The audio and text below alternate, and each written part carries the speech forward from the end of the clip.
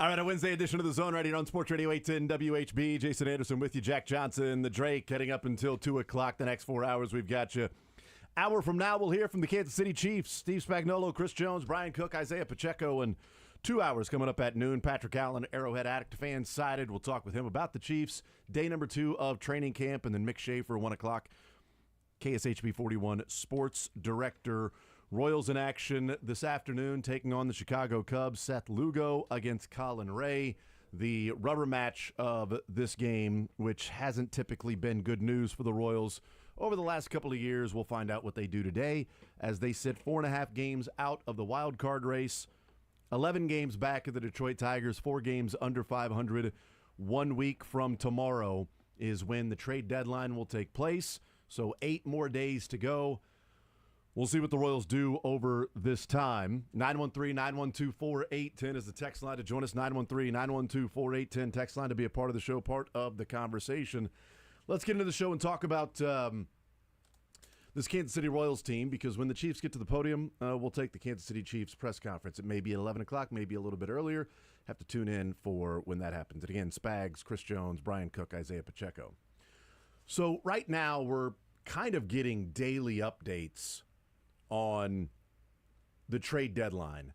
Things reporters, news breakers are hearing, the sense they're getting from clubs around Major League Baseball. And it's not just from talking to the Major League Baseball clubs, it's also talking to other clubs that are interested in said players. Like, you know, for the Royals, you don't just talk to J.J. Piccolo and the Royals and say, hey, who are you looking to trade? You also talk to the Cubs, the Mets, those teams, and say, hey, anybody inquiring about Seth Lugo? And if you are, what's the return? What's the asking price? What are they looking for? And you connect those dots along the way, and that's been taking place. And, you know, the Royals had an opportunity, I think, last night in that game. If they were to find a way to win, you could say, all right, they've won 3 games in a row. They are now only 2 games under 500. 3.5 games back of the wild card. They only have 4 teams ahead of them, you know, looking at the standings. Now they have 6 because of the loss last night. And if you can go out with Seth Lugo on the mound and sweep the Cubs, I mean, you come out 4-2 in 2 series against the Marlins and the Cubs post All-Star break, heading into the trade deadline, scoring runs at a better clip, thinking you may get Cole Reagan's back in August, Lorenzen when he comes off the IL, although obliques are tricky. Massey's playing down in the minors, although that may not be an upgrade for anything they have right now. But they go, and you might be looking at a holding pattern. And look, the Royals should not be waving back and forth with the wind on each and every game. But there is a different feel to winning last night as to losing last night, because just like the beginning of the season and the end of the season, like the first 2 weeks of the season feels like they are much more punitive games, wins or losses, for how we sort of set our expectations and our views of the team. The perspective we will have the rest of the year. Last year, the bullpen was so bad at the beginning that we just went ahead and talked about the bullpen being bad all year, even though the bullpen got much better as the season went along. Even the same guys that were struggling early on. But you sort of create those narratives early on in the season. And then at the end of the season, trying to make the postseason, every single game feels like it amounts to 2 or 3 wins or losses. And that's what the Royals are going through right now. Now, the front office should not be playing that game. They should not be going back and forth with the wind, a win or a loss here or there. It should be, this is the strategy moving forward. And regardless of a couple of wins in a row, should not trade what we feel like is ultimately the best interest of the ball club, the micro and the macro. Last night, though, if they were doing that, sent them further and closer to selling at the trade deadline. Jack, does last night, if they were to go out and win last night, and I know this is, you know, flags waving one way or another, does it change in your mind a little bit of the, okay, should they be examining more about maybe even playing the 2014 game of holding rather than buying or selling? In 2014, they're sitting 1 game out of the wild card this time, last year, and they didn't sell. they also didn't really buy either. And that was the press conference that they had of like, we're moving forward with this team, this group that we like. If they win last night, and they did not, but this is sort of the feel at this time with 8 days remaining, does it change your perspective even one iota one way or another if we're talking about the possibility and the opportunity of sweeping the Cubs today and they would have won 3 games in a row after the first couple of games to the Marlins, and you say, boy, Friday night sucked, and you can make a real case this team should be 4-1 post-All-Star break heading into the trade deadline. Maybe the Royals examine it that way, but they go out there and they follow up a 12-run night with the offensive anemic output that we've seen so often. It's an if, but just sort of gauging interest.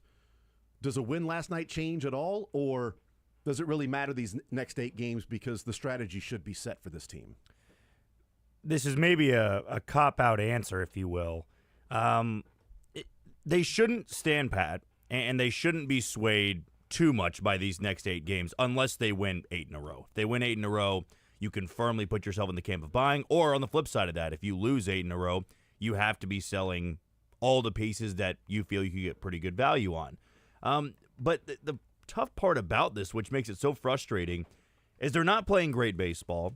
They haven't played great baseball since that, 17-4 stretch that they had back in April or May, or the end of April going into May. This is just who this team is. They can have the offensive onslaught like they did on Monday, and they can get shut out like they did last night. The reoccurring problems, though, are still going to be there. They are more banged up than they were last year. Offensively, they are too hit and miss, at least of late. Early on, it was they all missing. Yeah. Nobody was scoring runs. Nobody was driving in runs. But the philosophy here, the plan has to remain the same, which is what I feel the Royals have been pretty adamant about. They are open to buying and selling, and I feel the last thing they should do is not do anything. I feel one way or another you do have to trade Seth Lugo at this point. I was on the fence about it a little bit. This is certainly a big showcase start for him today. But for what's being said out there and what the Royals could get, not only for this year and looking to next year, he is the guy that can get it done. Also, your catching prospects, one of them maybe, and another prospect throw in, could get a big move to happen. And I know names like Jarren Duran came up in Ken Rosenthal's article today. I still give it a low likelihood that happens, but there's no way you can get him if Seth Lugo's not included in that deal. Right. And that's why I look at this second half and you go, well, all right, if we get hot, we can maybe make things interesting in September. Well, the only way that happens is if you get an impact bat at the deadline or multiple. If Cole Reagans gets healthy and Michael Lorenzen gets healthy. And maybe that's what they're waiting to hear. If Cole Reagans returns in mid-August, you got to make it 2 weeks of starts without Cole Reagans there. If Michael Lorenzen's back by the end of July, then that's another piece you can add to your rotation, and you'd feel more comfortable in trading away Seth Lugo. But they have to do something one way or another. They can't just sit back and say, well, we're going to give this team a chance, because this team has too large of a sample size to just fall back on, well, they might get hot at the right time. Yeah, and last year, one of the things we talked about was the health, quote-unquote, luck or fortune that they had. You know, luck is one way to put it. Fortunate is another. The health fortune that they had last year when they had 90-plus starts between Reagans, Lugo, and Waka. They are not going to approach that this year. Obviously, Lugo missing some time, Reagans being on the IL now for the second time, and also having some starts skipped without an IL stint. But you mentioned Ken Rosenthal, and he has a 4 or 5 paragraph piece on the Royals this morning that he put out. And Buster Olney, he was on This Morning with A New Day. He also has, his what he's hearing. Jeff Passan, Kylie McDaniel, they have their top 50 players to be traded, but they also have their every single team buying, selling, needs, best asset to trade, all of that. That's all these things are going on right now. But here's one of the things that Ken Rosenthal wrote, and this is where I think the mindset and what the strategy of the Royals could be is the exact opposite of what I think it should be. So he writes here about, Lugo, but then says, the thin state of the Royals rotation, as exemplified by their choice to start 45-year-old lefty Rich Hill on Tuesday night, is another reason the front office is hesitant to act. Righty Michael Lorenzen recovering from a left oblique strain, likely 2 rehab starts away from returning, maybe more. and lefty Cole Reagan's dealing with the strained left rotator cuff is not expected back until mid to late August. That wouldn't make me hesitant to act. That would make me more likely and almost to the point of we have to act, because for them to take the strategy, and I don't know if this is the case, but for them to take the strategy of, well, when Lorenzen gets back and Cole Reagan's gets back, if we actually buy instead of sell, if we keep Seth Lugo, now we get these guys back in the rotation and we can make a run at this. I think that's the exact opposite. I think the fact that Lorenzen is dealing with an oblique strain, the fact that Reagan's has been on the shelf most of the year and hasn't looked like Cole Reagan's the, top 5 Cy Young finisher of a year ago, I think that should prompt you to say, this ain't our year. Last year was, we went and bought, Urseg helped, Lorenzen helped, Hunter Harvey was helping for the few innings that he had, but we went and bought, and we got good value from that, and we went and were sitting in the divisional round against the Yankees, 1-1 coming back to Kansas City. Couldn't imagine that would have been the case at the trade deadline. Awesome. You gave yourself a chance. You win a couple of games at home. You move on to the ALCS. Crazy run. That worked out last year. It's baseball. It's sports. One year is going to be your year. The next year may not. They ain't the Chiefs. It's not an every single year thing where it's Super Bowl or bust for that team. This is a team, obviously, that wanted to make the playoffs back-to-back years, thought they had a great chance. I thought they would. I thought they were the most talented team in the American League Central based on players they had returning and what those players did last year that are not doing what they did last year for a good portion of the players. Certainly Michael Massey, Bobby Witt's not having the MVP caliber season that he was having. Salvi's getting crazy hot now to what Salvi was at the first half of the season last year. Garcia's been better. Outfield's been, atrocious. MJ and Renfroe both gone. And so you get this game today against the Cubs. You get this position that they're in right now. All of these things we're talking about, I think it's wishful thinking to say, yeah, but post July 31st, next Friday is when the things will start to come together and it will look more like last year.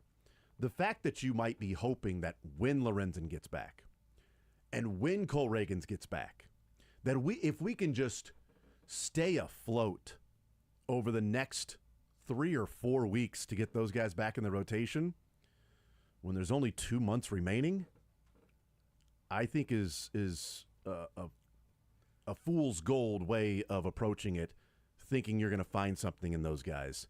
Their injuries are the big reason to sell. And you know what, Jack? Maybe you sell, and those guys come back in mid-August, and you do a crazy Detroit Tigers run. Absolutely. And it's like, you know what, these guys, that was awesome, but we also have pieces for the future moving forward as well. Those guys being injured should not be a reason to be hesitant to act. It should drive you to act. It should, and that's maybe the most clear picture we can see with the Royals on, well, can they get hot, can they not? You have to evaluate the state of your team, and they are just banged up, and they are relying on a lot of things. I was driving home last night after the game and heard Ryan Lefevre say, this team, just unfortunately, at this point in the season, needs a 16-2 stretch. And if you believe this team has it in them, then by all means, add pieces, but I would also say buy pieces you're going to have for next year. Yeah. But, maybe something not only like the Detroit Tigers, but see what Boston did. Boston traded Rafael Devers, and everybody said, well, that's the nail in the coffin. They clearly are punting on the season. You just traded away Devers for that, right? Jordan Hicks, and then you get, I'm blanking on the lefty's name there, Kyle Harrison in that deal, and they felt that was not a big enough return, but the Red Sox won 10 in a row going into the All-Star break. They found a spark there, and for the Royals, Seth Lugo does help them. We all know that can help them. They don't want to have Dallas Keuchel and Rich Hill making starts and still be serious about competing, but it's also why I believe they're going to try to add pitching as well. The way I view the 31st, though, is your early offseason. Last offseason, you tried for Santander. You couldn't meet the number of years and the number of money, or the amount of money that he wanted. You wanted Jurickson Profar. Couldn't do the same thing, but then he got suspended. You wanted to go after Randall Grichuk in a smaller capacity there. Couldn't land any of those guys. Who's to say that won't be the same thing this offseason, right, where there's not the perfect match, there's not the perfect fit. And think about how many teams overpaid for a player that is playing well below league average. Tyler O'Neill's a name that I thought would be a good fit for the Royals. He's played in 30 games for the Orioles this year, hitting 177. He's on the hook for 2 more years after that. That's the last thing you want to do. So if you go to this trade deadline and say, it's probably not in the cards for us this year, but we want to get a head start and fill out pieces of our roster, therefore it makes it so much easier on what we want to do. Let's use the hypothetical of a Jaron Duran or a Taylor Ward or a Adolis Garcia. I know he was on the top 50 board there, and you acquire that guy. Well, Caglianone's in right. You know that player would be in left for you next year. You can figure out center field what you want to do. Maybe that's Isbell. Maybe that's Rave. Maybe that's Cedric Mullins in free agency next year. But you dwindle down to lesser holes on this team, and that makes it easier. They've been willing to spend on pitching in the offseason, and it's worked out. They have not been willing to go the extra mile for hitting. This, to me, screams that opportunity of, if you want to get something done now and you want to make the second half entertaining and watchable, really, this feels like that deal where you need to go in there and say, if Jaron Duran takes Seth Lugo, Blake Mitchell, and I'd probably even say, as much as I hate to, David Shields, one of my favorite pitching prospects, not saying you do it, right? That's a big haul, but I'm sure Boston, with it being less than probably a 20% chance, they're going to say, Lugo's a rental. We need some top prospects from you as well to give up not only a guy who had a near 9-WAR season last year, but 3 years of control. Right. That's probably the discussions they're having here, and the Royals are going to be hesitant. 2028. Yeah, I mean, but that's your answer then, in left field for 3 more years. So what I'm trying to get at here is, if you're going to make a splash, you got to understand it's not cheap. And all these names that have been thrown out there, Reynolds, Garcia, Taylor Ward, they're just Sanchez. not. Jesus, they're not the player I'm willing to say, all right, well, Blake Mitchell, you are a prospect. Duran's the only guy that I'd say I'd think about it. Yeah. And David Shields is one I'd really say, I really need to think about that, because that's somebody I believe can be a top-end pitching prospect, 2-3 years from now. Yeah, and I think the interesting part is, what Carter Jensen is doing at Omaha right now. Does that change their view of a Blake Mitchell and say, we really like Blake Mitchell, but he's, 2027 ETA, 2028 ETA, hopefully, earlier than that. But Carter's 2025, 2026 right now, ETA for him to get to the big leagues. And if they feel like he can stay at catcher or go the route of a Dodgers, Dalton Rushing, Will Smith, Carter Jensen, Salvi, and move a Fermin, then expendable's not the right word, but more willing to move a Blake Mitchell if you believe what Carter is doing is more of who he's going to be. And we know, mashing in AAA does not equate to mashing at the big leagues. Jack Caglianone's having his struggles. But you've got to believe in the profile of the player to come up and play and say, when Blake Mitchell gets to the big leagues, we're already going to have Carter here playing as a guy that's going to be catcher. And if that's the case, then I think Blake Mitchell is a guy that you would absolutely look to move if it can get you a Jaron Duran. If it can get you, Owen Casey from the Cubs. If it's Lugo and Blake Mitchell to get a guy who has no service time yet and is one of the hottest prospects in all of baseball, top 40 prospect in all of baseball, Cubs #1 prospect. And if that lands, that guy, because you're giving up a longer-term piece, maybe it's Bubic instead of Lugo to get an Owen Casey, because that's team control for the Cubs as well. Maybe it's that if they feel like they're going to go and sign Kyle Tucker, because then they would have Tucker and PCA. But would it be worth it from that standpoint to say, well, now you've got a guy that you hope is your left fielder for the next 6 years, not just Jaron Duran, that you're also going to be paying a pretty decent amount of money for Jaron Duran, too, over those 3 years, as opposed to league minimum for the first 3 years for an Owen Casey or something like that. Then you're talking about what's the better route. And they're in this position because Carter is mashing at AAA. If he was struggling, it'd be, I don't know that you can move Blake Mitchell. He might be the catching prospect that's going to be the one that can stick. Yeah, I mean, it does give you some flexibility, and the reality is the Royals are not going to go through the next 3 years having these 3 catchers and go, we'll figure it out when they all get there. That's foolish, in my opinion, because if Carter Jensen's going to come up to the big leagues next year and he's going to help out Salvador Perez, Salvi's also showing right now that he's not slowing down anytime soon. So the Royals have been, and this is why I've had this belief of you might have to move a Blake Mitchell in a situation like this, because the Royals keep saying, well, we expect to contend next year. we expect to contend in 2026 and shoot for the division title again or get back to the postseason or even make a second half push this year, Blake Mitchell can't help you out until 27 or 28. Yeah. So if he's included in a deal, you still have 2 more catchers to fall back on. Right. And also with the pitching prospects here, I mean, I thought they had a pretty good draft. Cameron Millar's a guy I kind of compared to David Shields in a different way of a guy that really can rise quickly through the system, has pure stuff for an 18-year-old. But if you are going to make that big move, that's the one guy I'd say I'm all right giving up a prospect because the Royals also don't have a loaded system. Yeah, and I love the guy, local guy too, so don't touch him. Yeah. But, and maybe this is because, bias that's there, so I offer it at the beginning. But I think Carter's the catcher after Salvi. I do believe that. And I don't know what Blake Mitchell's going to be in 2 or 3 years.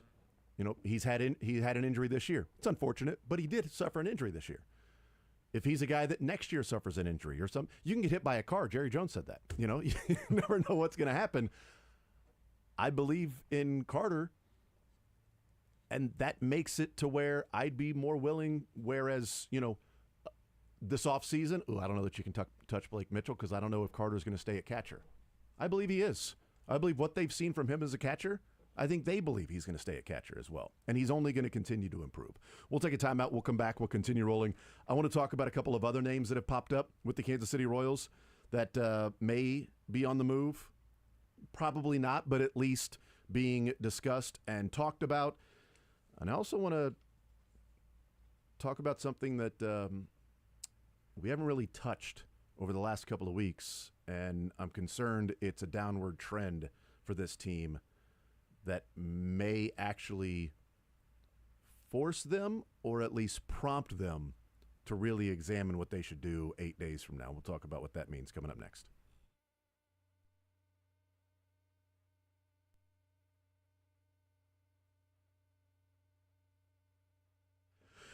All right, men, if you're out there and you happen to be suffering from erectile dysfunction, well, Heartland Men's Health can help because they have treatments with success rates well over 90%. If you've tried the pills or the herbals and they have failed, well, Heartland Men's Health has treatments that work when that happens. This is what they do. Their entire career, business model, life really is about men's health, helping you, whether that's low testosterone or if it's something that's affecting with erectile dysfunction. That condition can cause depression and arguments and breakups and contribute to divorce. It can be a relationship killer. If you're suffering from that, then you probably already know some of those things that are going on.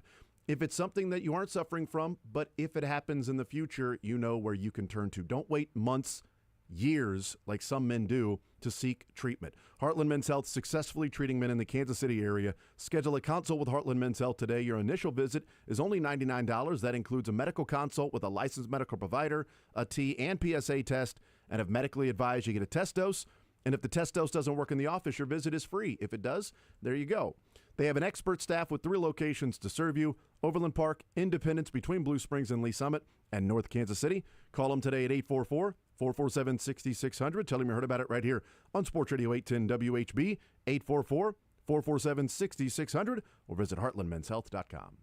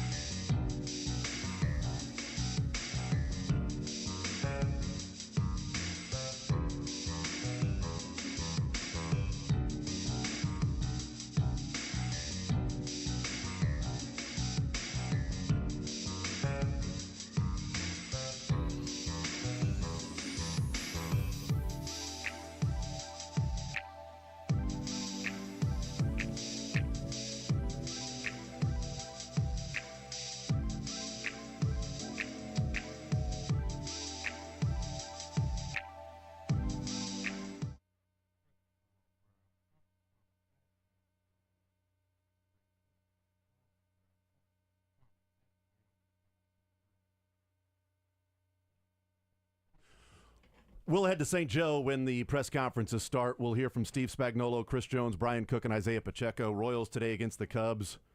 Rubber match, getaway day. Bobby Witt with the day off today. Tyler Tolbert will be playing third and batting ninth. Adam Frazier playing second and leading off. Jonathan India with the day off today as well. So the 1-2 in the lineup for the Royals is different than what it's been pretty much the whole year. It's Frazier and Garcia. Michael, 1 and 2 in the lineup. Then Vinny Perez, Cags, Raven left, Fermin behind the plate, Isbell in center, Tolbert at third base. Interesting, that lineup, because one of the things that I wanted to talk about is the man who's batting second today and playing shortstop in Michael Garcia. We have wondered about Urseg at times. How concerning is it that he hasn't looked as dominant? And there's a volatility for relief pitchers year in and year out, although I don't think he's going to be a guy that, is a Sam Long, up and down, back and forth type player. But Michael Garcia, and by the way, I should let people know that Joey Krehbiel, Krehbiel,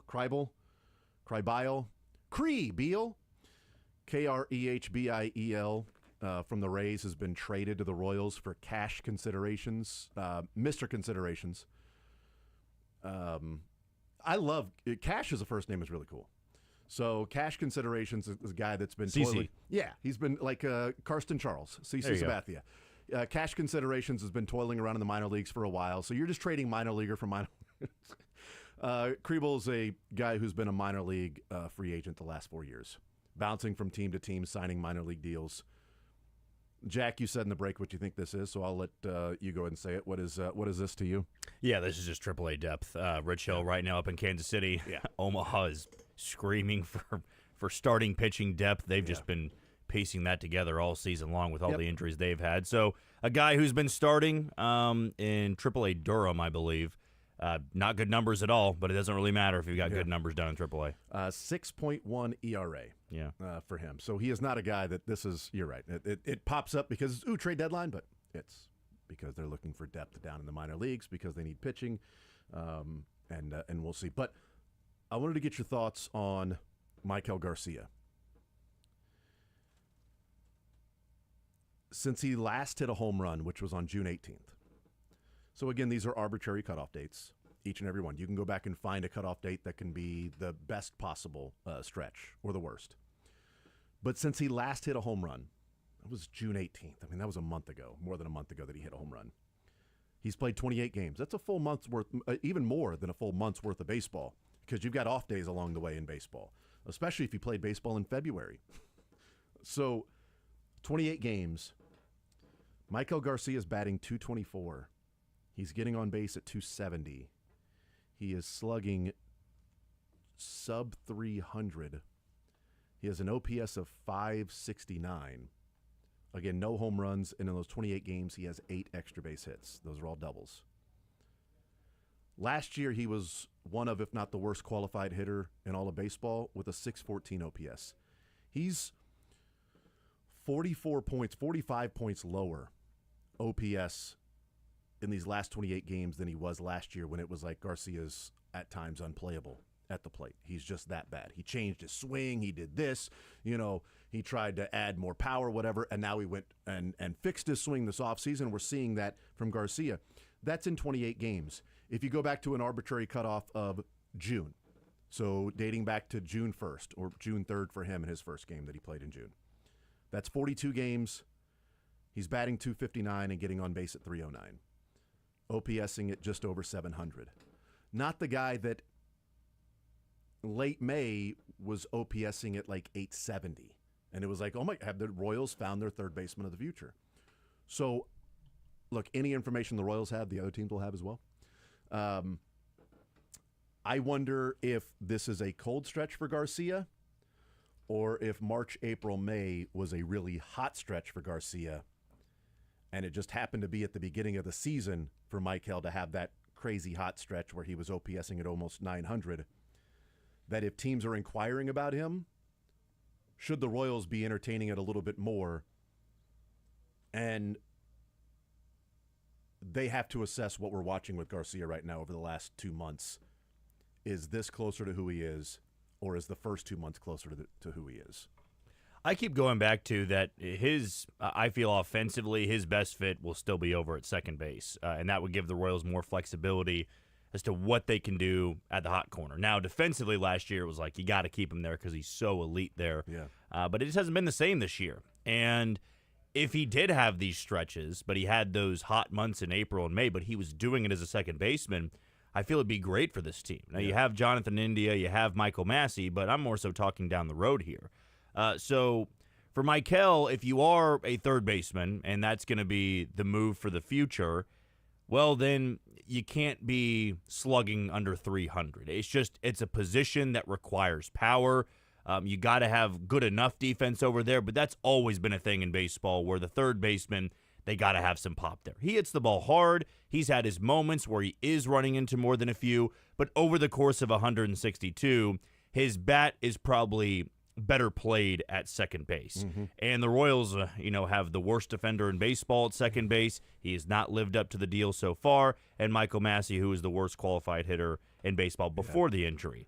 So if I was J.J. Picollo, I'm looking at that and saying, well, there's a couple different ways we can go about it. We can keep him at third and just play it out the rest of the year, revisit this in the offseason. Number two, you could go to another team out there and say, well, he is a shortstop. He's been playing shortstop. He was a shortstop in the first place. That has some value there. Or you could flip it and say, we know he's not our long-term fit at third, but we really don't have a permanent answer at second, and that's always been a revolving door, even going back to the great years in 14 and 15, right? It was Omar Infante, and then it was Zobrist there, then it was Mondesi after that. I mean, they've just always been interchanging guys there where you've got a young player under control, and here's another part to that.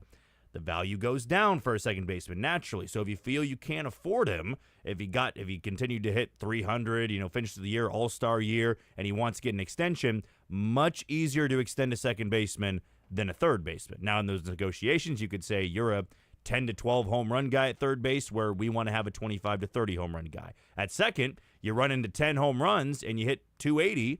That's going to be just fine if you can handle the position. And I wonder if the Royals are thinking that a little bit for his future outlook. Yeah, the last 2 months since June 1st, he's had 3 home runs, which would pace out to just over 11 for the course of a season, as opposed to the first 2 months when he was pacing for like 30 home runs. But they have to assess what he actually is. We'll take a timeout. We'll come back, continue rolling. When the Chiefs start to talk, we'll head up to St. Joe. More Zone coming up next.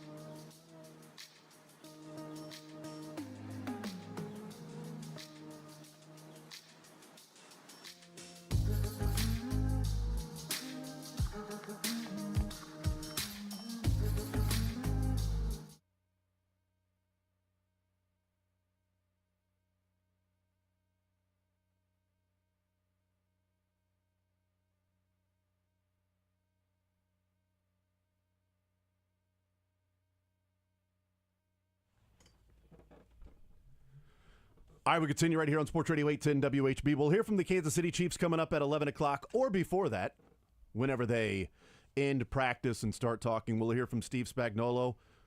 Good morning, good afternoon. Not really sure what time it is. Excited to be back at camp. Don't really have anything else with that. I'll just open it up to questions. And several four-wheelers driving past. The horn will blow. Spags had the great line, 2 years ago? Am I done? Does that mean I don't have to talk anymore? Is the horn? Then the kids in the background, Patrick! Travis! Thought it was odd. Like, it was bad timing yesterday. It was bad timing that when Trey Smith got really emotional and was pausing and talking about his mom and was like, just dead air. And in the background, you hear somebody go, all right, man, well, I'll see you tomorrow. Nope, I'll see you tomorrow. All right. And then Trey collects, sorry about that, man. I'm like, it kind of broke the tension a little bit. Just some random dude in the background yelling about, I'll see you tomorrow. So, yeah, we'll hear that. The four-wheelers, the Gators, and the kids screaming. And, if there's somebody really popular when the sound gets even higher and higher. Because, yesterday was only season ticket holders. Now you're open to the public and, more and more kids. I didn't look at the here comes Steve Spagnuolo is heading to the podium. So I think we're going to hear from Steve Spagnuolo pretty quickly with good morning, good afternoon. Should we head and listen in? Nope, not yet. Not yet. We're told, Steve Spagnuolo is in the tent right now and approaching on landing. He's getting close. The runway is right there. Can he buzz the tower?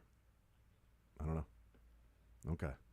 So Drake thinks we're probably about 90 seconds away. So I don't know. Can he buzz the tower? Can he requesting a flyby? Can Spags do a little flyby and then circle back around? Negative Ghost Rider pattern is full. Let's see. Do all the coaches have their signature catchphrases going into the press conference? You have the good morning, good afternoon. Good morning, good afternoon, whatever it is. And with that, I'll just open it up to questions. Andy is all right. Time, and then time's yours. All right, with that, time's yours. Nagy? I don't think. I don't think so. I think it's new. I think it's a surprise every single time. I think he has. Merritt. Bieniemy had like 7 of them. He did. When it's all said and done, at the end of the day, well, I'll say this. He is a hell of a player. Just a heck of a player. Here's Spags.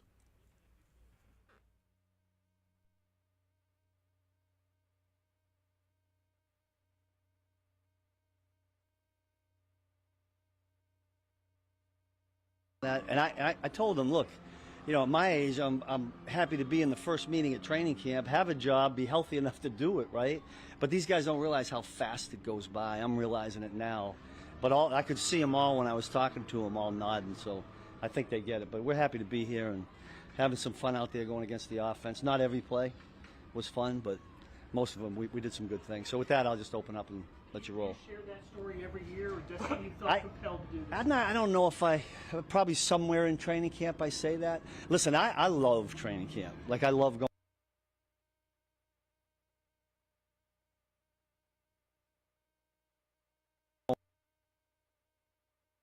Much joy being out here and being all football 24/7 as I do on game day, but I don't know, maybe because I'm getting up there in age, I think about it a little bit more, but I think they all got the message, which is good. Now that George has signed a long-term deal, can you maybe expand on why he's so important to the defense and why he's such a great fit for the Chiefs? Yeah, probably the first thing that sticks out with George is his character.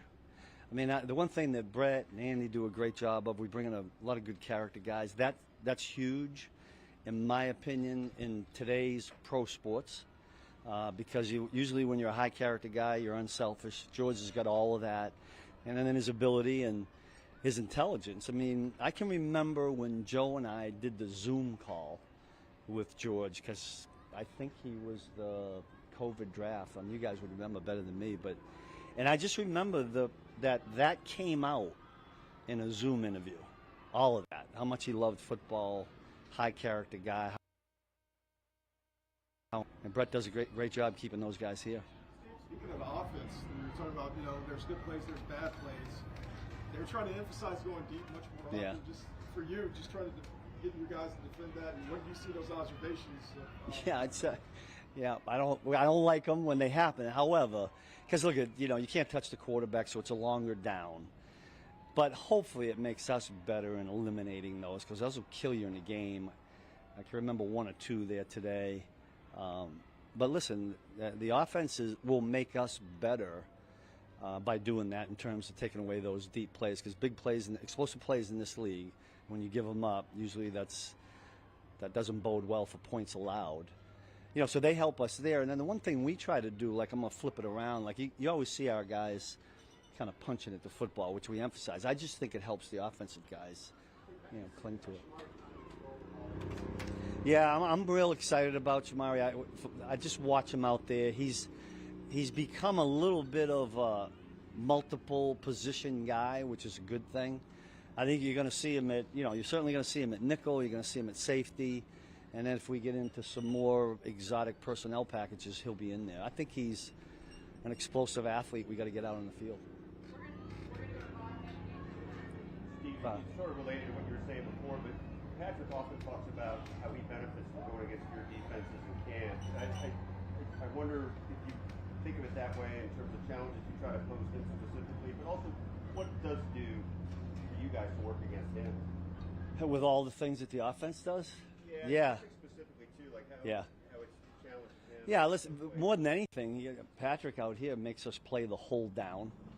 I'm always yelling at Chris because he's not pass rushing the hold down, so I gotta get him at. But I tell him not to chase him too much. I don't want to pull. What was that week that we chased Patrick and we pulled the? It was like playoff or something, right? Playoff. Yeah. So we got a special rule for Chris on that. But getting back to for what he does and what we do offensively, I think that makes us be prepared for a lot of things during the year. And do you think specifically of him in some ways as you Patrick? Yeah. Yeah, because this league, listen, it seems like every week, it's probably not. There aren't very many quarterbacks in the league now that aren't athletic, dynamic, extend the down. And Patrick does this every snap here, and that makes us better. Go ahead, Nate.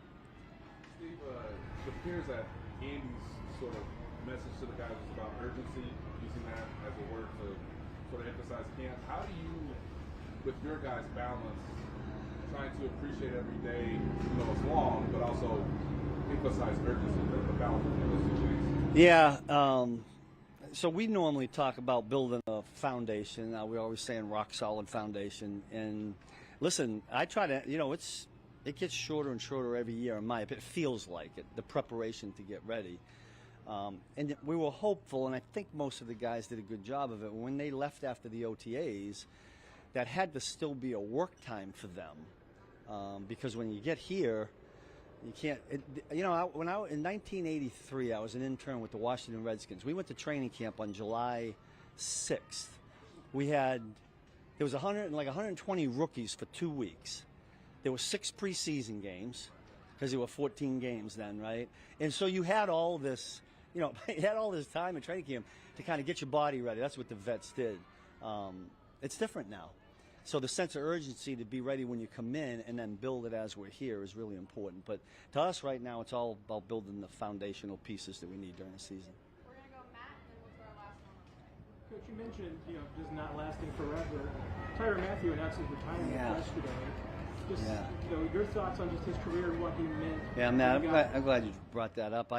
These young guys with the phones and stuff, it was like they immediately knew. I didn't know. I just had I love, how I feel about Tyrann.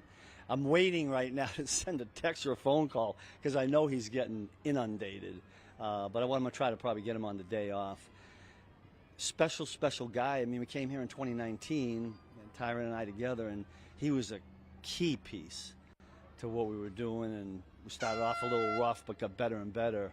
But I love Tyrann Mathieu. I'm really excited for what he'll do something great going forward. He might end up being the president. Who knows? I mean, he's a dynamic guy, but I think he'll stay somehow in athletics or football. That's my guess. You also mentioned, back in OTAs, Noah Williams was swimming a little bit. Yeah. How's he looking? Much better.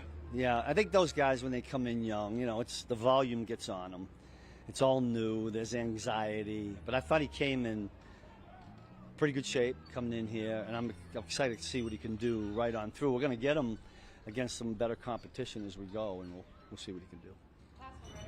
Heading into another training camp with Nick, obviously got to extend him in the offseason. What has he meant to this defense over the years? Yeah, he's just about everything. You know, he's Patrick Mahomes for us. I've said this before, and we're pretty multiple defensively. So if you don't have that guy, it gets really challenging. I had back when we didn't know we were getting Nick, because it was I had to, in my mind, I was preparing. If we don't have Nick, what do we do? And it's just not the same. So thank God he's here. Yeah. That it? Good. Enjoy. All right, there's Steve Spagnuolo, and message to the team, the meetings that they had before the first practice was, don't take this for granted. You don't realize how fast this thing goes. And said as he gets up there in age, you start to think about it more and more. And so wants to get that across to the players that this thing is going to go fast for them. Here is Chris Jones. What they brought to the defense and how they helped build the championship. Hey, me and Spags had the conversation about T5 yesterday. T5 is like one of his favorite players, and I told Spags, I think I'm in next in line. But he brought a sense of leadership, him and Frank Clark, sense of tenacity that this team was missing to get over that hump to win a ring. And we created a lot of special moments with those guys. Steve was just mentioning how not take this for granted. And I know that message was out to the young guys, but how do you take that message when Steve says not take this for granted, even though you know it's training camp, it's St. Joe, it's hot, you guys won't come? Well, you never know how many more of these training camps you got, man. As players, naturally, we want this to last forever, but physically, the body takes a toll. And over time, you get to see that the younger guys are faster, you're a little slower, and you don't move the same. So you definitely got to cherish these moments, cherish these individuals that you get to battle with every day, and enjoy the process. Chris, you're joking yesterday a little bit with George. What did it mean for you, the team, to take care of him and get him along there? I mean, George, you watch over the years how he's progressed and how his game has grown, and I'm so proud to have my boy back for the next 5 to 6 years, man. And he worked his butt off for it. He didn't take any shortcuts, didn't cut any corners, and I'm super proud. He's been all in, and the Chiefs did right by him. When you said just a realization that maybe some young guys start to get faster and stuff, it seemed like maybe you had that realization a couple of years ago, just with the offseason and work that you put in. Is that part of your motivation in the offseason, just knowing that you want to prepare for a long haul? Not at all. Listen, these guys are getting bigger, stronger, and faster. Physically wise, I stay in some really good shape throughout the offseason. These guys in college are built different now, man. And you got a guy like Omar, 315, who can run like a 4.7, 4.8, and that's just where the game is at right now. For me, I just focus on what I can control, stay in shape, and try to be the best me every day. What have you seen from Omar so far? He's young, but he has a lot of raw talent. He's going to be a great asset for the D-line. He can rush the passer, quick out of the stance, and got to work on his technique and fundamental, but I think he's going to be a great asset for us this upcoming season.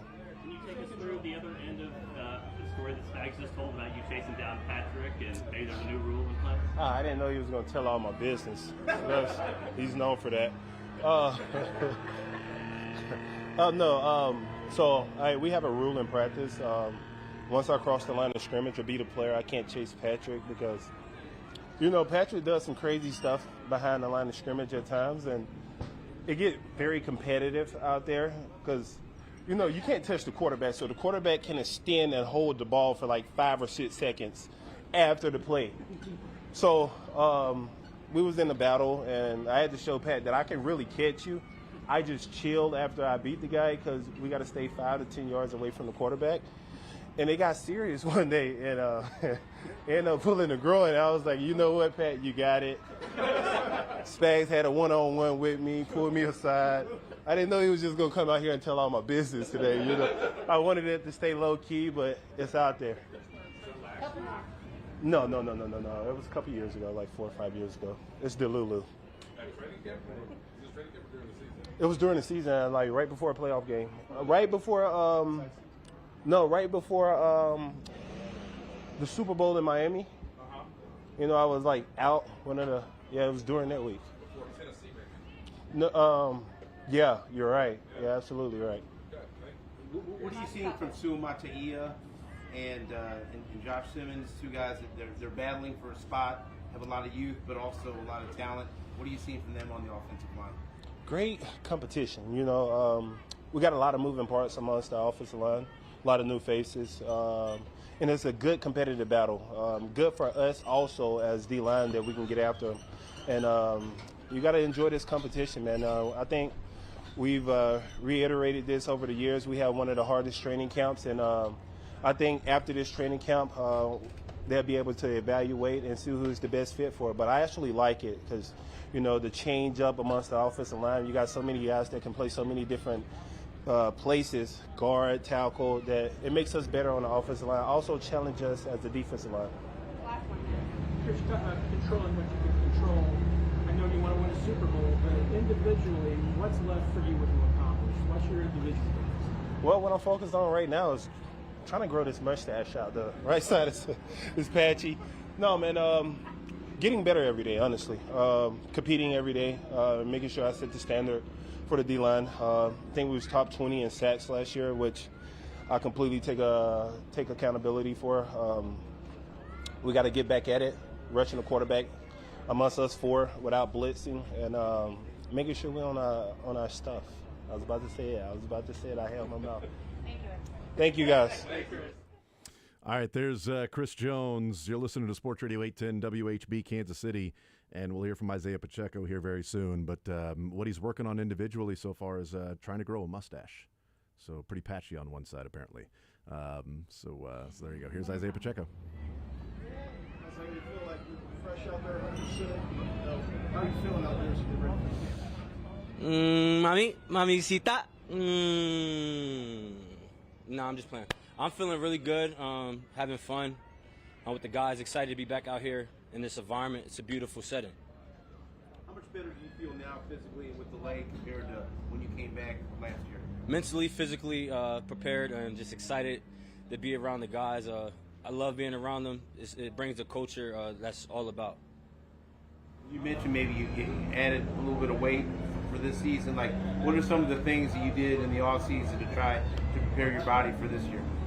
Mentally got with a trainer and ate a lot of food, had fun with the fam, and enjoyed the moment. But most importantly, took those days where I was able to work and took advantage of it.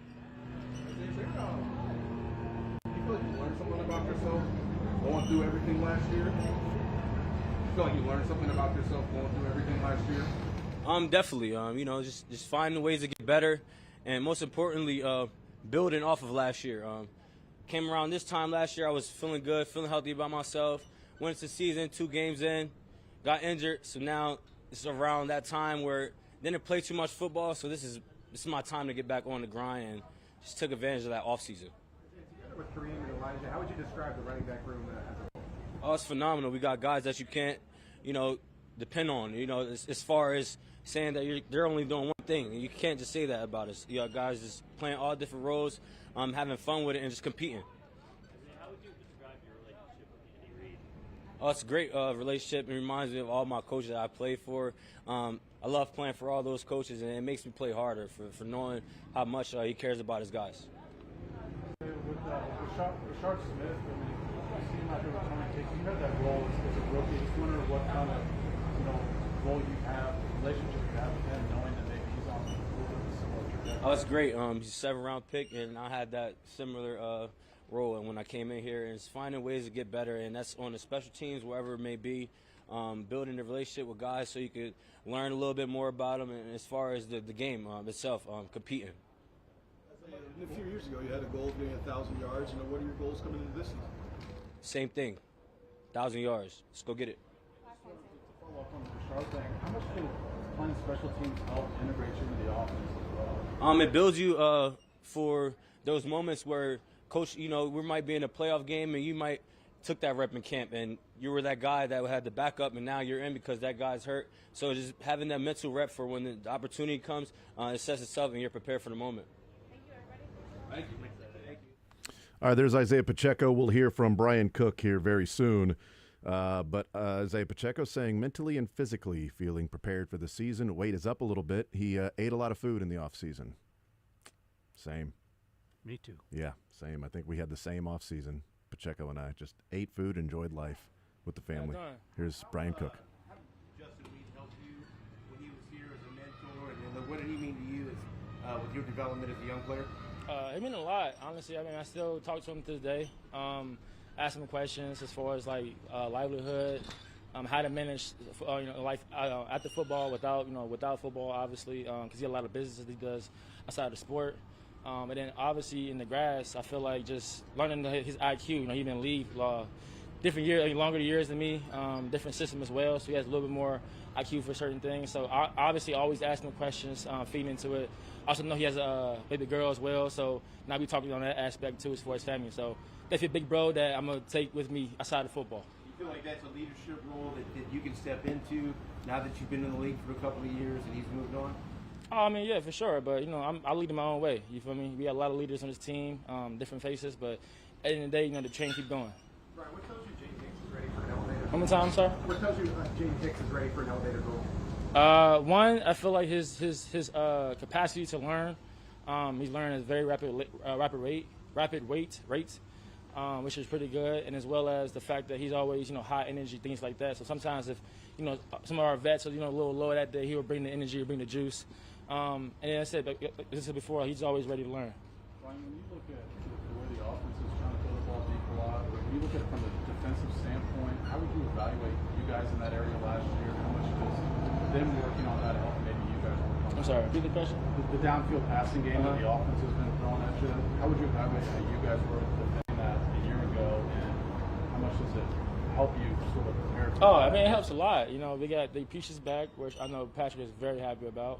And for us, we can reset the hamstrings, make sure we, ready to run. And the challenges are on cylinders. Anybody at any given time can go deep. Pause for some of y'all, be medium crazy. At any, alignment. So for us, I think just having awareness of who on the field and where they at definitely does, help our IQ for sure. Right. Last year, your rookie deal. Just how do you view this year for yourself? Honestly, just being myself. It's been a long career. I have my ups and downs, mentally, spiritually, emotionally, things like that. But I have a wife, I have kids, and other than them, everything else is kind of just icing on the cake. How is fatherhood going for you? Best thing in the world, man. Yeah, best thing in the world. Wouldn't trade it for anything. Go ahead, Matt, and then we'll go Nate. Tyrann Mathieu left this team just before you got here, but you ever watch what he did with the Chiefs? And was he a player that you watched when you were growing up? Oh yeah, for sure. He transcended the game at LSU. I know I watched a lot of his highlights growing up, and then even when I came into the building, being able to watch him, in NFL time, as far as like me stepping into some of the same type of realm and field, and understanding how he plays the game and how it transcended. But honestly, just keep learning from him as well as other players that came before me. So he definitely is the person that I look up to as far as understanding the game, understanding the play style, and one of them smaller guys who has a lot of heart. So definitely keep that in repertoire for me. Go ahead, Nate. Brian, I know a lot of you guys from the 22 class have not experienced a playoff loss until the Super Bowl. Say it again? You and the rest of the guys from the 22 draft. No, I know. I just wanted to hear Yeah. it. Had not lost postseason to a Super Bowl. How much of that was discussed during the offseason? How much was that a motivation or an inspiration for you individually or perhaps as a group? I mean, we took a heartbreaking loss. But at the same time, we looked up and we didn't realize that we accomplished history too for the most franchise wins. So it's just understanding too what the ultimate goal is and why we do this. Why we come to training camp, why we wake up at certain times of the day, and obviously putting things into your body as far as like replenishing and things like that. It's all for that bigger goal. And for us to come short was unfortunate. But you look at the bright side, like I went to 3 straight in 3 years. What I'm saying, in the league. So that's all I know. So my first postseason loss to be in the Super Bowl, I mean, I'll take that any day of the week. We're going to go last two, Matt and Steve. Brian, you got to try to catch the Cincinnati-Nebraska game in Kansas City. Yeah, definitely. Yeah, for sure. I'm excited, though. I went home, too, for it, so I'm excited. My coaches and some of the guys are there. I'm excited for what they got going. I know Coach Merritt, his son played for Nebraska, don't he? Yeah. I believe so, too. So what's your confidence level that Cincinnati will beat Nebraska next month at Arrowhead? I mean, I'm very confident. That's into what I've seen from my team. I don't know what Nebraska has, but I'm going to cheer against a team I don't know. Cheer for a team I don't know. Thanks, Brian. Yep, appreciate it.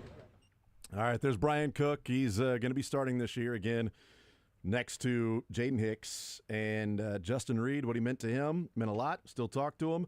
Now he's got to be a leader. And year 4, going through a lot of ups and downs, professionally, personally as well. And then the question from Nate Taylor about, that 2022 draft class, the first playoff loss you guys suffered was in the Super Bowl. And he said, say again? He said, well, that's first. I just wanted to hear you say it again. I didn't actually. I heard the question. I just wanted you to say it again. It's pretty good. August 28th, Cincinnati and Nebraska. They're at Arrowhead. Be a pretty decent amount of Chiefs that'll be there. Obviously, Dave Merritt will be there with his son. But you've got Kelsey and you've got Brian Cook. So, pretty decent amount, I guess, 3.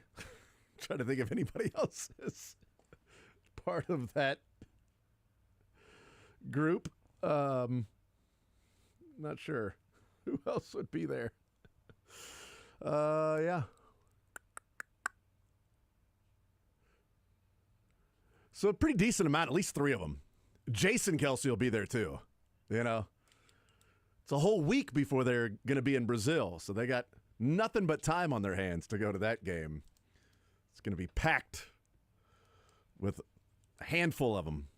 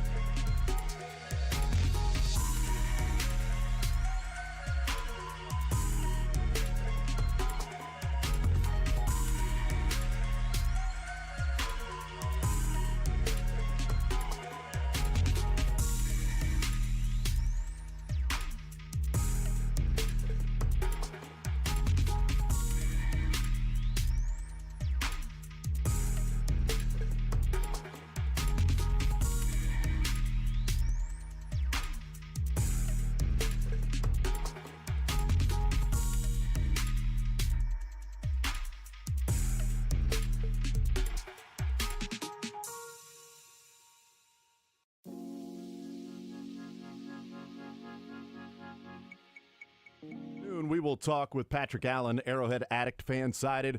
Get his thoughts on this Chiefs team, day 2 of training camp, and certainly a lot of things that are yet to be decided, as that offensive line is something we'll continue to look at, continue to study, continue to break down.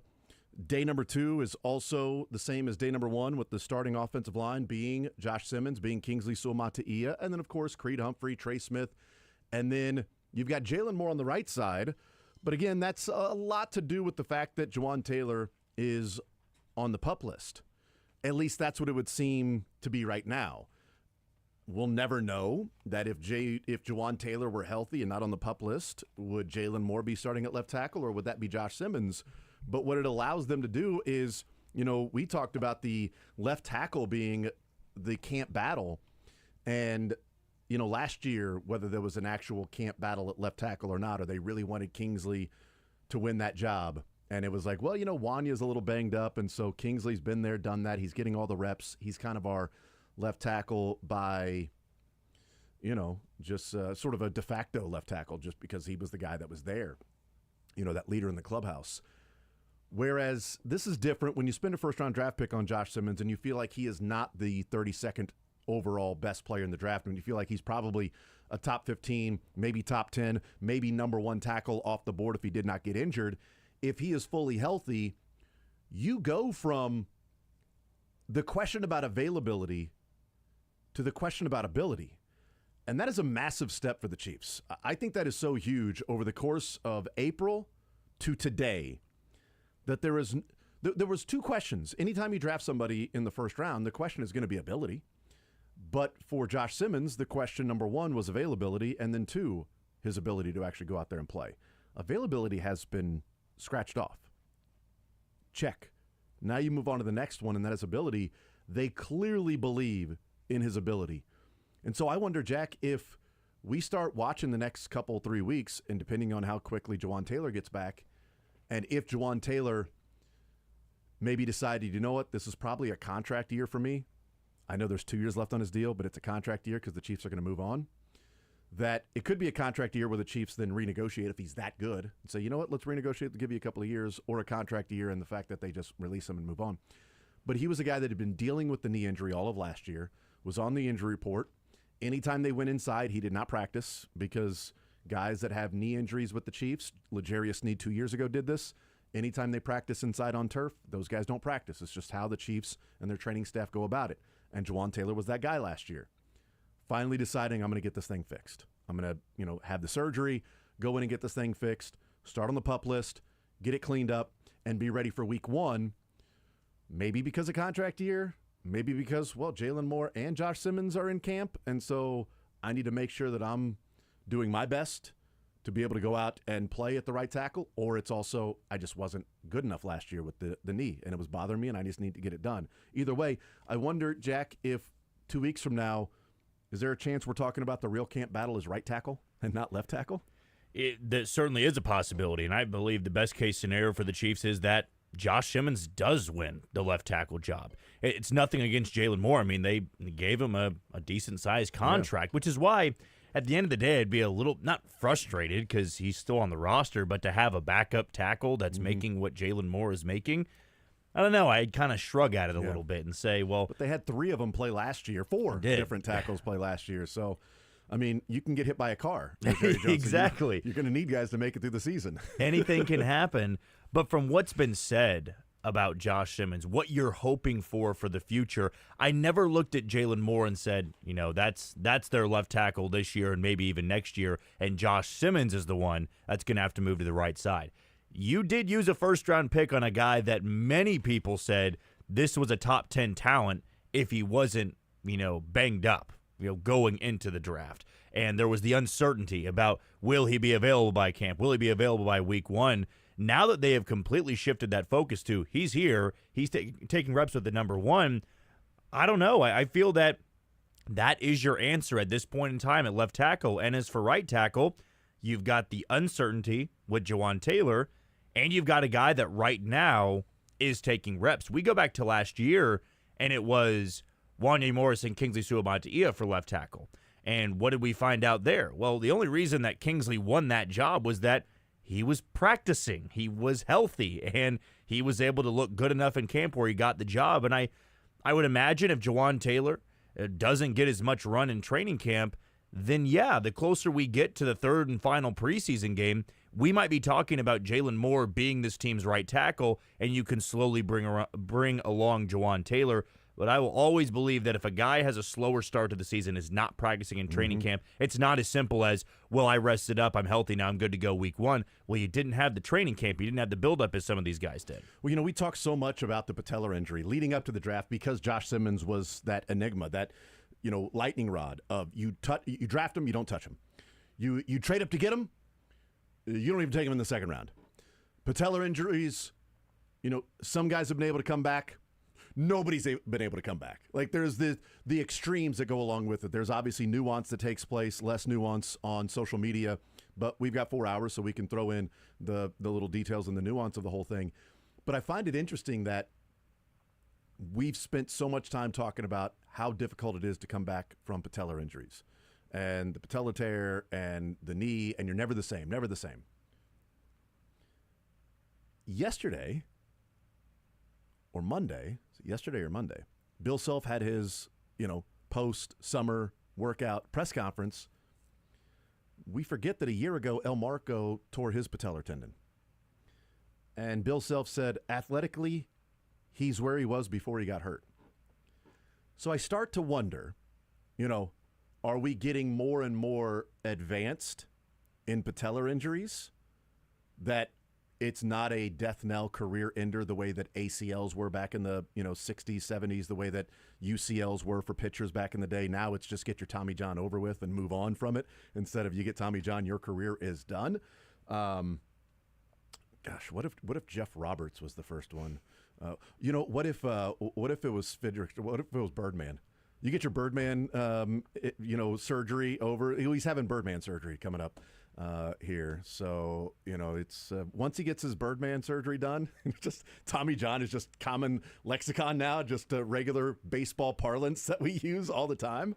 But if that's true, that El Marco, a year after surgery, that Bill Self is saying athletically he's where he was before. He just has to get the timing. He didn't play basketball for a year, but athletically he's doing the same things he was doing before. I wonder if we start to change the view. If Josh Simmons looks like he did before the injury, does that start to change in our mind the way that we have been viewing patellar injuries? And if El Marco looks like El Marco this year for Kansas, it's like, well, these are two guys that last year suffered, and this year for teams around the Kansas City area are back to playing at the level they were pre-injury. Even though it would be 1 to 2 guys, it would be for other teams when their player gets hurt, they say, well, look what happened with Josh Simmons, right? Because anytime you've got that hope, it's the same way I feel about Trey Smith, where Trey Smith had the blood clot, and then he falls to the 6th round, and people are going, no, that's too risky to take a chance on him.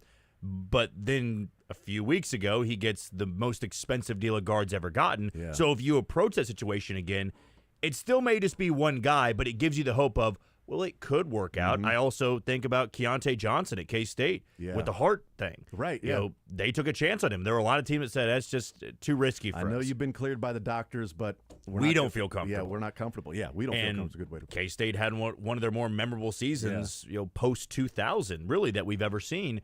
And so for Josh Simmons, yes, if he comes in and he's a standout rookie and everybody's going, man, we just let this guy fall to Kansas City at 31 in the draft, the next time there is a big-name tackle. Now, I do believe being an Ohio State tackle, being on such a prominent level of college football, that might make other teams think, well, if I got a tackle that played at Florida or Alabama and he's could have been a top 5 pick, but he's hurt, you might roll the dice if Josh Simmons works out. But, again, the track record's not great, but sports fans in general, anytime you've got that one-off, that guy that sets the bar for everyone else, everybody points to that and says, well, our guy can do the exact same thing. Yeah, and it would be fascinating if here in this area that we would have 2 different examples, and I hope it's the case. I hope we are in December, maybe November, but November, December talking about, man, a year ago at this time, patellar injuries you don't recover from. And now we're talking about, look what El Marco's doing, and he might, he's showing up on first-round draft boards, and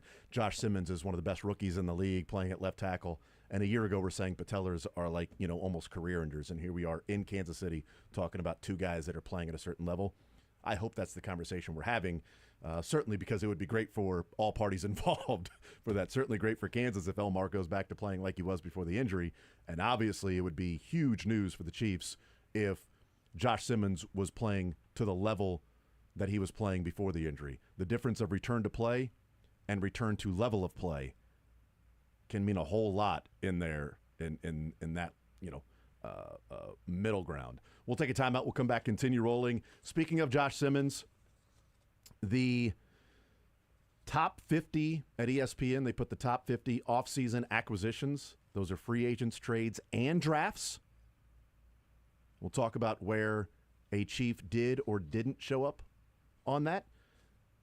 And I do believe the Chiefs are fully encompassed in 2010's Patriots conversation. We continue. More Zone next.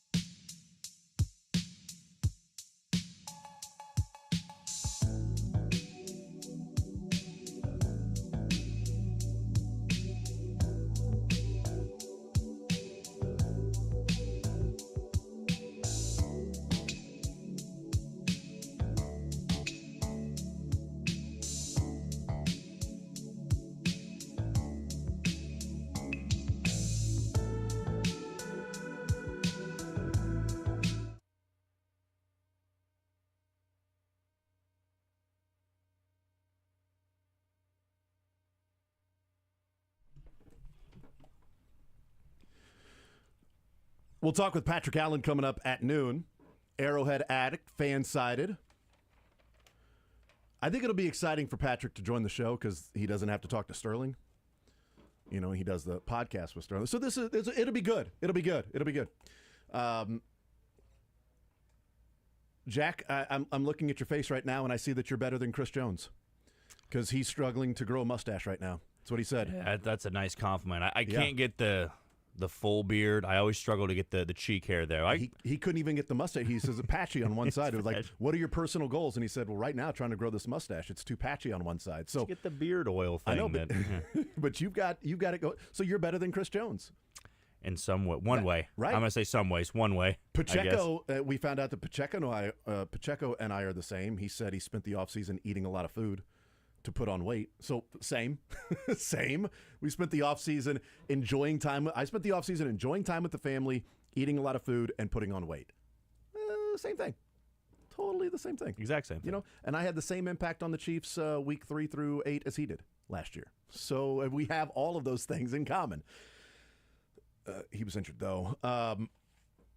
So ESPN has their top 50, all these lists that come out, and just curious as to where different people show up on it. And it's top 50 offseason acquisitions. So it's free agents, trades, and draft picks. And out of the top 50, 13 of them are draft picks.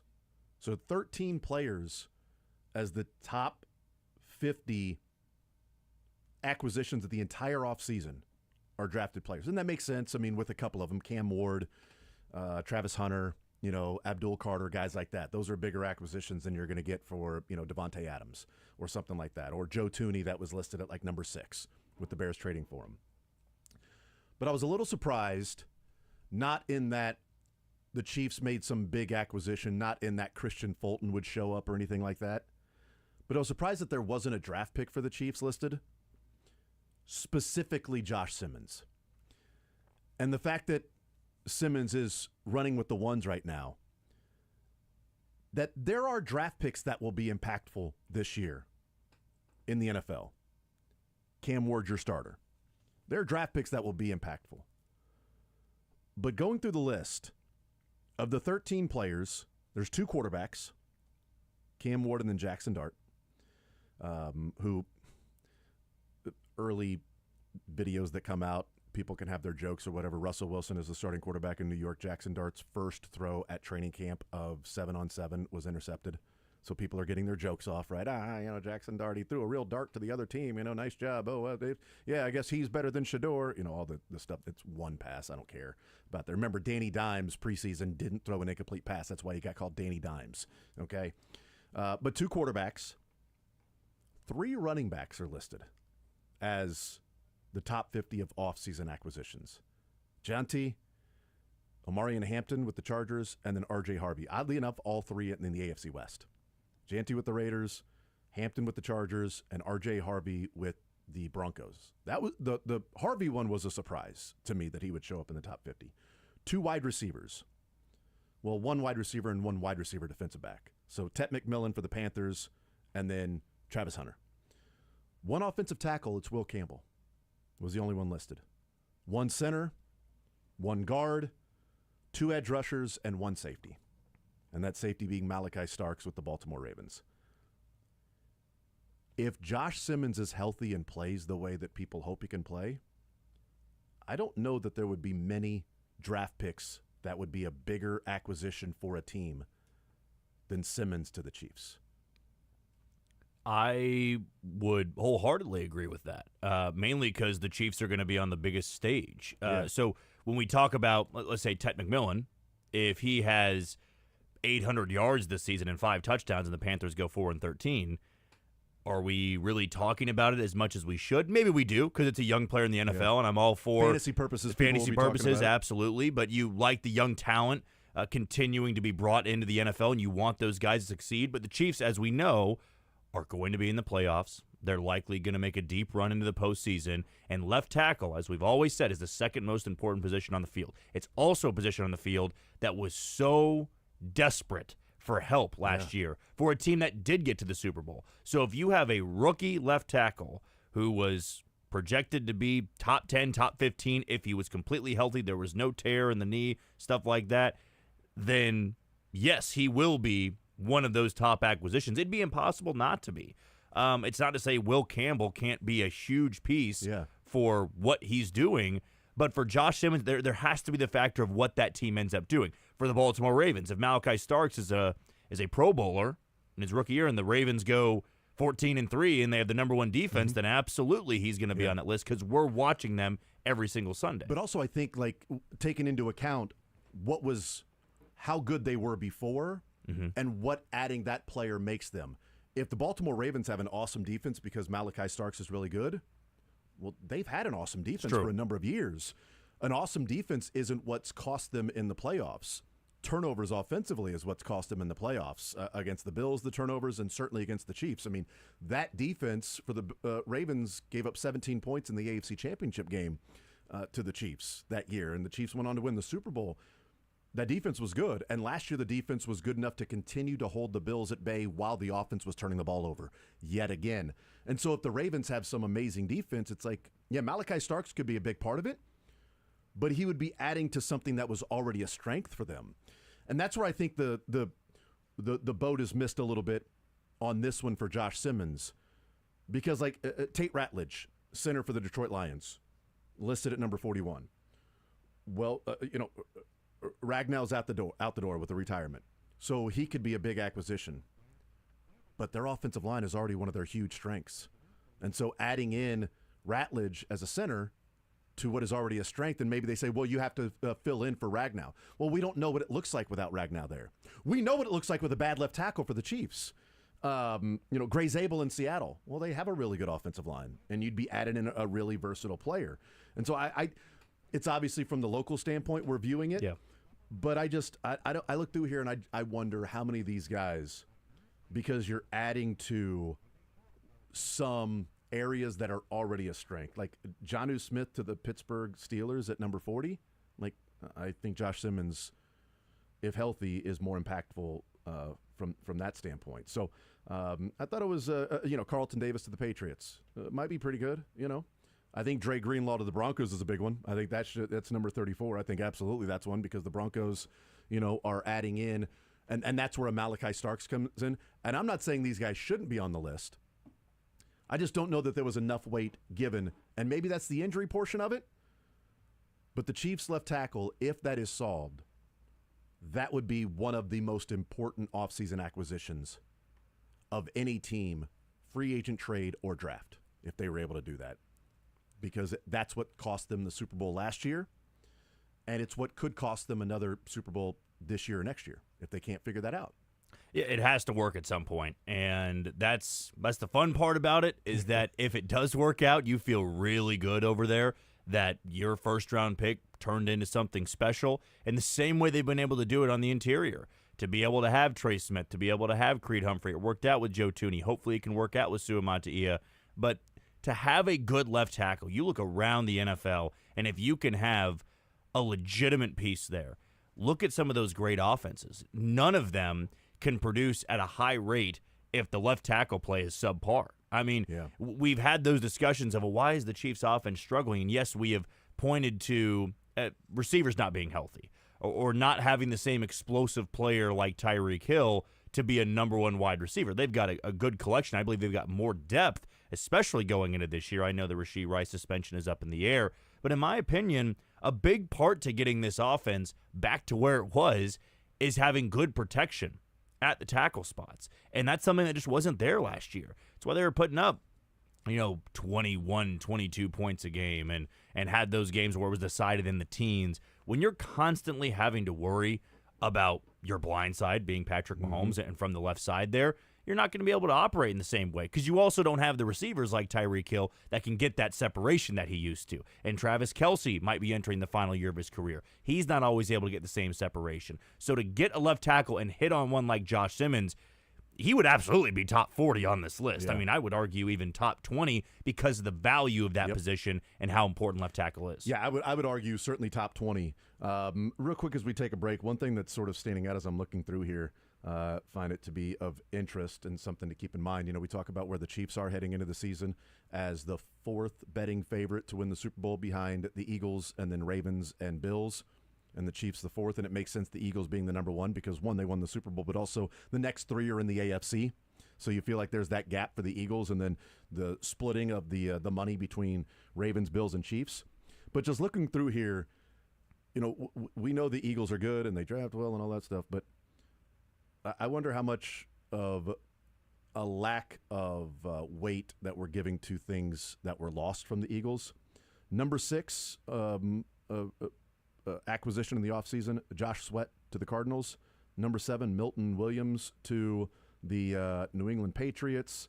Number 15, Mekhi Becton to the Los Angeles Chargers.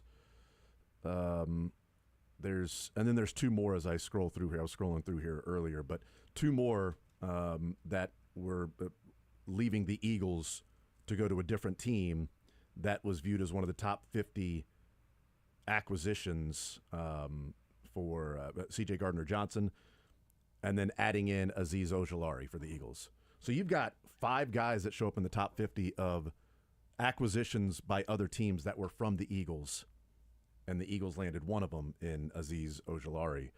I think that's of interest. They've got some younger guys ready to step in, but that defensive line was a monster last year, and they lost 2 guys off that defensive line. And we'll see what they can do this year. And we'll see if the Chiefs end up playing the Eagles in the Super Bowl. We know they play in week number 2. And who knows who will be out there for the Chiefs and who will be out there at left tackle. Hopefully it's Josh Simmons. And who will be out there at right tackle, Jalen Moore or Jawan Taylor. We take a timeout. We come back, continue rolling Warzone next.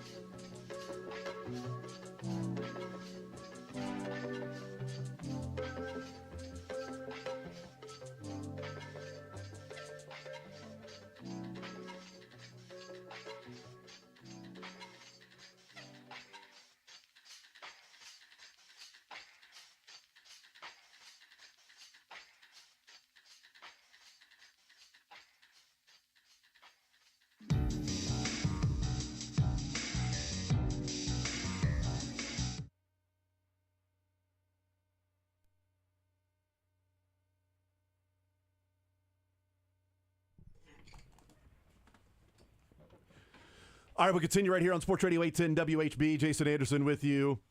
Jack Johnson hanging out with us one more segment. I wanted to read through a couple of things here real quick.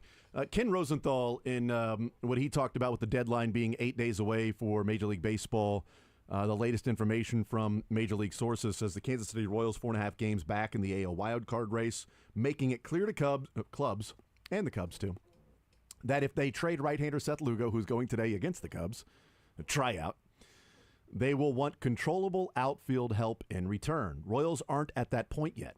Interesting. I don't know what's keeping them from being at that point. They're 8 days away, but Royals aren't at that point yet. Lugo, 35, likely to turn down his $15 million player option for 2026 and become a free agent. Royals not only would consider giving him a qualifying offer, but also believe they would be competitive in trying to re-sign him, so they are in no rush to disrupt the relationship. The competitive offer is significant. Or the qualifying offer, I should say, is significant because right now there is no player that is pacing towards a prospect incentive like the Royals got for Bobby Witt finishing in the top 3 of MVP for this year, because there's no player that qualifies for that's going to finish in the top 3 of MVP in either league that it's going to go, okay, this is going to be the PPI draft pick. And as far as rookies go, you would have Drake Baldwin and Cam Smith. One of those players would have to win Rookie of the Year. Jacob Wilson continues to be one of the runaway favorites for that. I don't think Cam Smith's going to win Rookie of the Year. Drake Baldwin is interesting because he's been, overall, over the course of the season, has been better than Mizorowski. But Mizorowski is like the minus 300 favorite to win Rookie of the Year. Because there's, as we talked about with Noah Cameron, last Friday, as to why he's not getting some of the love, and it's because he doesn't throw 100 miles an hour. Drake Baldwin, Missouri State in the house, is just going about his business being a solid center fielder in Major League Baseball. He's the second betting favorite. That's what's significant about that is he's the second betting favorite. If Mizorowski falls off or starts really struggling or for some reason gets sent back down, Baldwin then becomes the favorite, and that would be a PPI draft pick for the Cardinals. I bring that up because the qualifying offer that goes to these players, it's the first pick after the first round. The Royals with the Bobby Witt, they got Josh Hammond. That was the first pick after the first round because there was the PPI incentive. The Royals would be, of all the qualifying offers, there were 4 of them. There were 4 selections between round 1 and round 2 with the competitive balance qualifying offer. And that was pick 29, 30, 31, and 32. So by the Chiefs just giving Seth Lugo a qualifying offer, they'd get a top 32 draft pick back. But if the Royals too, mainly if the Chiefs did it, that'd be a great extra first-round pick for the Chiefs to do that. Chiefs are like, hey, Sherman, give him a qualifying offer so we can get another first-rounder. This would be great. We'll help you out with the vote in April. But if the Royals gave him a qualifying offer, I do wonder now you go into the trade market and go, yeah, you're going to give us this back. That's not even to the value of what we're going to get back in the pick number 29 or 30. We know what type of player we can get at pick 29 or 30, which helps the Royals in what they could get in return for Lugo. Yeah, absolutely. It's something you got to be thinking about, and yeah, to get Hammond. I mean, just to have 2 first-round picks in this past year, it's huge. You don't think about it at the time when you are negotiating stuff like this, but in trying to reload and restock the farm system, even in years like this where you kind of feel like you're stuck in purgatory. There's really not a path to buying or going all in, and they're not bad enough to be selling. These are things that you're going to have to factor in trying to land someone with the 30th pick or something like that, or you get an extra pick, a compensatory pick, the PPI, all that type of stuff. And for the Royals, when it comes to Seth Lugo, we all know what he's going to do. He's going to decline this qualifying offer, and he's going to be looking for the Nathan Eovaldi type deal. But probably the start with the Nathan Eovaldi deal. Oh, yeah. Since it's a year later. And somebody's going to give him that. That's just the reality. Somebody is going to give him that deal. Will that be the Royals? Maybe they think they want to get it done, or they want to move toward getting that done. But these are all things between now and next Thursday they're really going to have to figure out. I know we talk a lot about Seth Lugo. Do you think today's his last start as a Royal? He would start Tuesday, July 29th against Atlanta at home if he's not traded by then. I think today's his final start as a Royal. I feel they're going to take this thing up to the 31st. I really do. if they are in heavy negotiations, do you start Lugo on Tuesday and risk it? No, I wouldn't. absolutely not. No, you I get wouldn't. that deal done on Monday if you're Yeah. in deep negotiations. But yeah. if you are getting close and you know there's 3 or 4 teams that you're like, we're going to get a deal done, I'm not throwing Lugo on Tuesday. I can't do it. No. Can't do it. So I do think today is the final start for Seth Lugo. We'll find out. This is the final segment with Jack Johnson today. Thank you, Jack. No problem. We'll see you Friday. You the man. We'll talk with Patrick Allen, Arrowhead Addict Fansided, coming up next.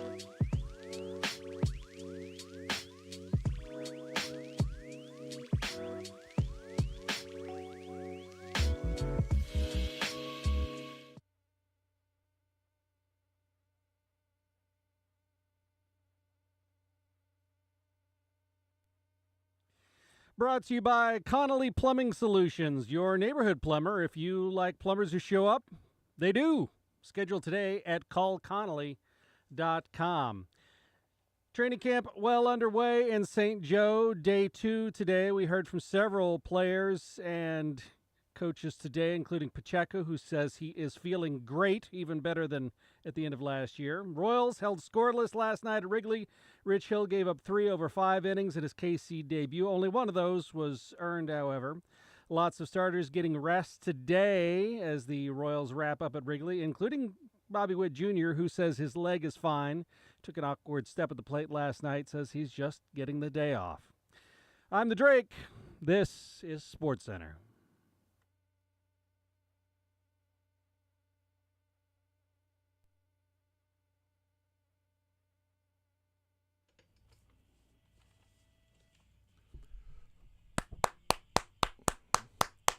Well done. That's a true professional right there. That man is running everything back there, the technical producer, playing the music underneath there, potting that down while he's talking and going through the Sports Center, setting up the breaks, having the music ready to play after the Sports Center plays, and firing that off after it's done, all while giving you a Sports Center. Sterling could barely even do that just by reading the copy. That's a professional right there, Drake. Well done. Well done, sir. I've been doing this like 40 years. I know that. I know. It's second nature. And it shows. 913-912-4810. Let's head to the phone lines. Patrick Allen, Arrowhead Addict, fan-sided, joining us here in the zone to talk some Chiefs. Day number 2, training camp in the books for the Kansas City Chiefs. Patrick, welcome to the show. How are you, sir? I'm doing well. How are you doing? I see Sterling can't even get a break, and you're taking shots at him. That's exactly right, yes. I figured, you know what, we have you on so that you don't have to hang out with Sterling. That's why we wanted to have you on today. That's excellent. Yes, yes, you get that break from him. Although we did find out that he is much better than Chris Jones at something, and that is growing a mustache. So, it's a beautiful mustache. And the hair. Yes, that's true. Yeah, it's beautiful. That's true. I found out that I have something very much in common with Pacheco. We spent the off season eating a lot of food and spending time with family. Yeah, and putting on weight. There's no off season for me when it comes to eating. That's right. Patrick Allen is our guest. Let's start with the contracts for this Chiefs team and your takeaway from that. Let's start with a week ago or 8 days ago, Trey Smith signing his contract. He's the highest paid guard in the league. He got very emotional and choked up yesterday talking about what it meant and thinking back to his conversation with his mom before she passed away about, I'm going to make the NFL, I'm going to get my degree. And then now being in the position that he is, $23 million per year. Do you like the deal for Trey Smith? Is it worth it? And the value of keeping one of the best guards on this team for the next 4 years? Yeah, I like the deal. Trey Smith is a core guy for this team. You want to keep him next to Creed Humphrey. And we know that this team, the only thing that really can stop them is if they can't protect Patrick Mahomes. Trey Smith has been excellent for them. They've won a couple Super Bowls with him. He's worth every penny, especially if Josh Simmons works out at left tackle. That enables the Chiefs to have a lot less money tied up in a really expensive starting left tackle. They can afford to pay Trey. They can afford to pay Creed Humphrey for a few years while that all works out, and then they can maybe flip-flop some of those contracts later on down the line. But he's tremendous. I've interviewed Trey at the Super Bowl a couple of times. He wears his heart on his sleeve. Yeah. And Chiefs fans need to remember, he came in, he was a 6th-round pick. He's not made a lot of money, so this is life-changing for him, and it meant a lot to him. He told me this, that the Chiefs took a chance on him in the draft when everybody else passed on him. Yeah, and the thing about the draft that we do know when we see guys slide or somebody goes early, you know, the old way of viewing it is, you know, when somebody goes off the board earlier than you think, that's one team's opinion of them. When somebody slides, that's every team's opinion of that particular player. And so when he talks about every team passing on him, yeah, they did. Even the Chiefs passed on him a number of times until they said, you know, value too good. We believe that the medicals will work out. Let's bring in Trey Smith. And I think there's something to be said for, you know, he comes off as a just really good dude. And I think, you know, you give yourself a lot more runway if you're that type of person, and how much a team is willing to say, you know what, this may be overpaying a little bit, but we're willing to do it for this guy, as opposed to somebody that's just an AH and, well, we're overpaying. We're not going to overpay for that guy. That's not a guy we're going to overpay for. And so I feel good for Trey Smith. but I also think there's a testament in there of how good of a person he is and life rewarding him, but the organization rewarding him because they need more players and want more players like Trey Smith around the building, and you don't want that guy leaving your building and going being a star for somebody else. Yeah, culture matters, and we've seen that. That's why they brought in Tyrann Mathieu back in the day and guys like Frank Clark, because culture matters, and it contributes to the championship runs that the Chiefs have gone on. And yeah, maybe are they overpaying a slight bit for Trey Smith? Sure, but Trey Smith, fans need to remember, he's a known quantity. They know who Trey Smith is. He's still really young. He could potentially continue to improve. If they have to constantly replace guys with people from the draft, you don't know what you're getting. Sometimes it works out. Look at Rashee Rice, and sometimes it doesn't. Look at Sky Moore. So when you can lock up a guy for a fairly reasonable price that is protecting Patrick Mahomes and is key to you winning Super Bowls, you got to do it. Yep. Patrick Allen is our guest. Let's talk about the George Karlaftis deal. Came together right before training camp opened up, and we see the money that he gets. I was surprised, to be honest with you, at the initial reaction of people that are viewing this as an overpay, and boy, the Chiefs are not going to get value for the money they're giving to George Karlaftis. I absolutely love the deal. I don't think it's an overpay. I think there's real value in this. I think there's a chance that they are saving themselves a decent amount of money if Karlaftis goes out there and has a season where he racks up the counting stats as opposed to some of the ratio and percentage stats and efficiency stats. If he gets those counting stats, how much money he would get in the offseason if he were a free agent. And people are discounting, Patrick, what he's making right now. And it's like, well, he's the 10th or 11th highest paid edge rusher in the NFL. Yeah, and there's going to be 7 guys over the next 24 months that are, 12 to 18, I should say, that are going to sign contracts that are all going to surpass George Karlaftis' annual average value. And in 2 years, we're not going to be saying that George Karlaftis is the 10th or the 11th highest paid defensive end in the league. I guess the first part would be, what do you think of the contract? But also, if you like it, were you as surprised as I was that the initial reaction was, ooh, this is a bad deal, it's an overpay, when I actually feel like it's George Karlaftis doing somewhat of a favor to the Chiefs? Yeah, I wasn't surprised because Chiefs fans, we think we overpay everybody. I wouldn't be surprised if they start complaining that they're overpaying Patrick Mahomes. That's just what it is. This is another example of a known quantity that you have here in George Karlaftis. This is a premium position. This is pass rusher. You know what you have in George Karlaftis. And as you pointed out, the cap's going to continue to go up. Other salaries will surpass him. This is going to look like a bargain, especially if he continues to improve. The Chiefs, we have to remember, the Chiefs are picking at the back end of the first round every year. Again, same thing with, I mentioned Sky Moore and Rashee Rice. You've got George Karlaftis and FAU. There are no guaranteed productive pass rushers that you can count on getting where the Chiefs draft every year, and they are going to need pass rushers. Chris Jones isn't getting any younger. He's going to be moving on soon. To be able to lock up George Karlaftis right now, Jones will be coming off the books at some point. You have to do it because you've got to rush the passer in this league or you're toast. Yeah, visiting with Patrick Allen, Arrowhead Addict fan sided. And ESPN had Jeremy Fowler had his list of the top 10s at each position. That wasn't his list, but it was front office personnel and scouts and, coaches and things like that. And they had Karlaftis as an honorable mention of edge rusher in the NFL, which means I think there were 4 or 5 honorable mentions, so he could be anywhere from 11 to 15. They just went in alphabetical order. So he wasn't top 10, but anywhere from 11 to 15. And if you're talking about there being, 64 starting edge rushers in the NFL, and he's top 15 there, certainly I'll take that. But Trey Smith was number 4 interior offensive lineman overall. And I know the money they're paying to Trey Smith and the money they're paying to George Karlaftis, roughly the same annual average value. I'd rather, and this is not a one or the other, they have them both, but if I'm looking at who I'm paying and if I'm talking about somebody getting overpaid or underpaid, I'd rather have the 11th through 15th best edge rusher than the 3rd or 4th best guard in the NFL because of the premium position. And that's why I think this is, in a year or two, is going to be a bargain for the Chiefs. Yeah, and it's important to remember that they're paying these guys not for what they've done, but for what they think they can do for them in the future. So it is a signal to us from the Chiefs front office and Brett Veach that they believe George Karlaftis hasn't been worth this money, but will continue to be worth this money in the future. So they expect him to continue to produce.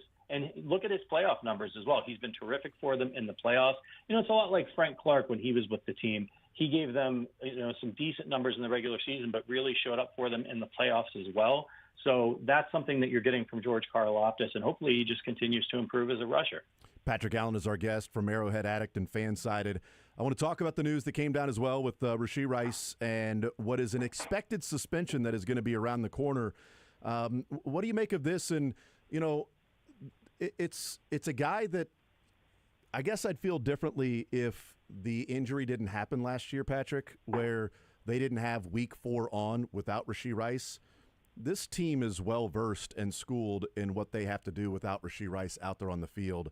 They will be well-equipped to go out and handle this particular suspension, whether it's 2 games, 4 games, or 6 games. And that's why, whenever it happens, certainly it's, unfortunate for the Chiefs, but they've had that experience last year. And I don't think this is some sort of a death knell that Rashee Rice is going to be out. Now the Chiefs are going to take some, step backwards because Rashee Rice is suspended.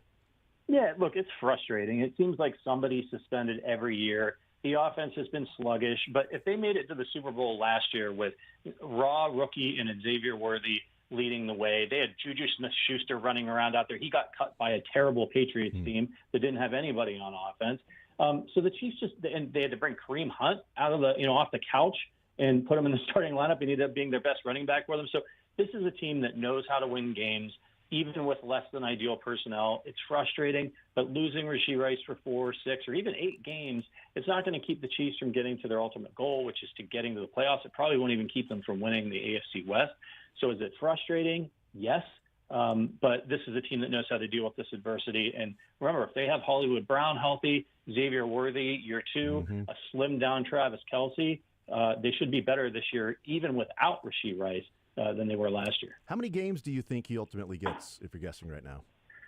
Well, if you look at precedent and the way that these guys have been getting suspended for similar offenses, it should be around 4 games. The problem is his situation is a little bit unique. It was caught on camera, which is never good. The NFL doesn't like that. And he also fled the scene from a hit and run situation. So that's very upsetting to the NFL. And so they may want to send a little bit more of a message than if this wasn't on camera, there was no video of it, he stayed, they weren't, the police weren't looking for him. He added on to the, the shame for the NFL and the bad headlines by his actions that day, aside from the silly decision to drag race on a highway, put people's lives in danger.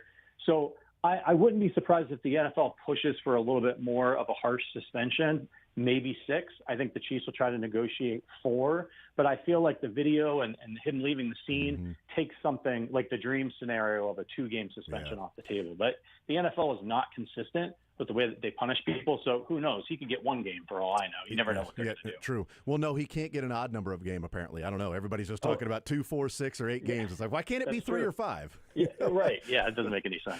Visiting with Patrick Allen, Arrowhead Addict and Fansided. Do you think it comes down before the season starts that we'll know, or is there a chance that even with Adam Schefter's tweet of an expedited process from the NFL that could be anywhere from 60 to 90 days just in general as they would go about that time frame, do you think we'll have or we'll know for a fact what the suspension is before the season and the Chiefs will have that in front of them?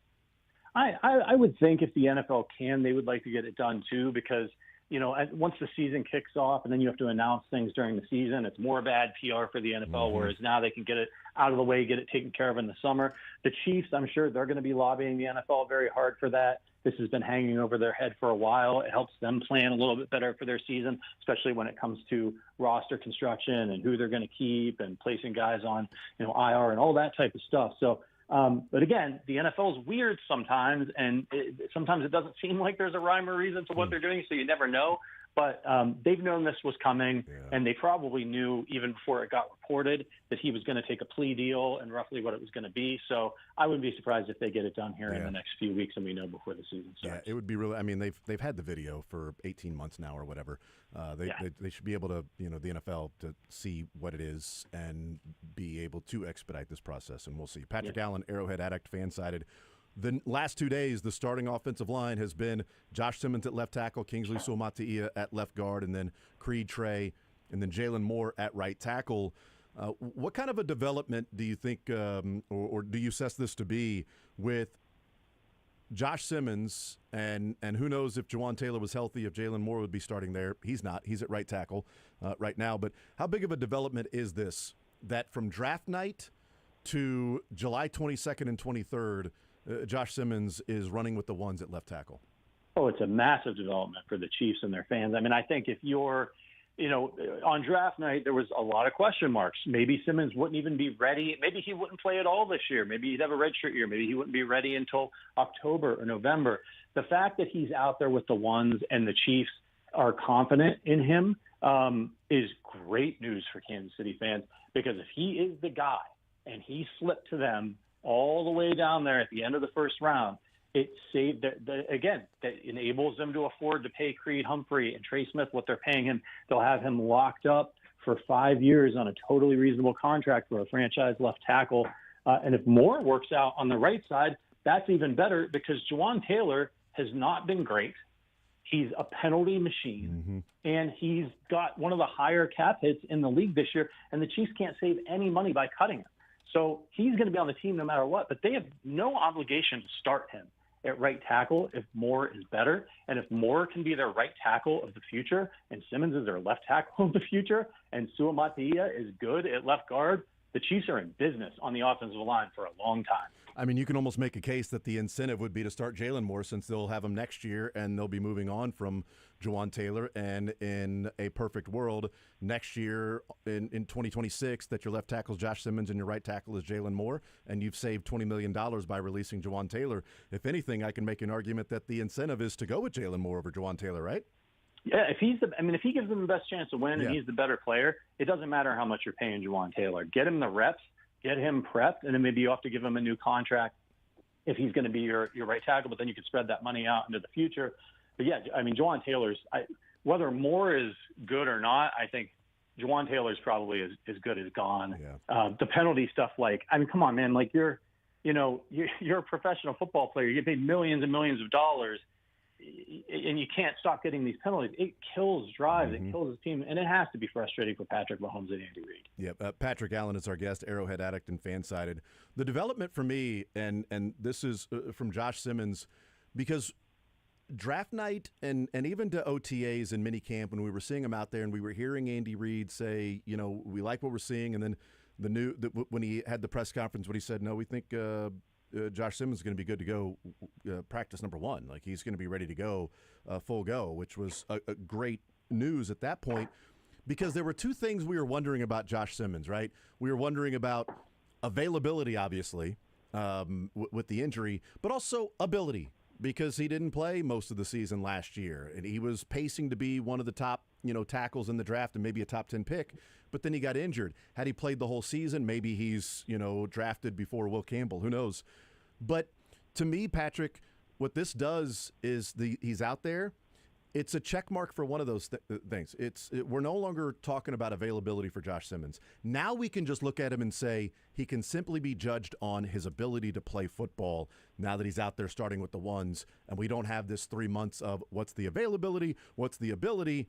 The first one's checked, and that's a huge step. Now we can just focus on what he looks like as an actual tackle. Yeah, and look, he was playing very well at Ohio State. I'm an Ohio State fan. I grew up in Northeast Ohio. And, when he went down with injury, to that point, they had mostly played cupcakes, but he was taking a step forward every year. He was getting better and better. So there might be some growing pains from a play perspective. He went down, I think it was somewhere around October last year, playing college. Now all of a sudden he's thrown into the NFL. He's protecting Patrick Mahomes' blind side. If he starts the season, I think Chiefs fans should be prepared for a little bit of turbulence, because the Chiefs have a very difficult opening schedule. They're playing the Ravens, they're playing the Eagles. They're going to face some really good pass rushers.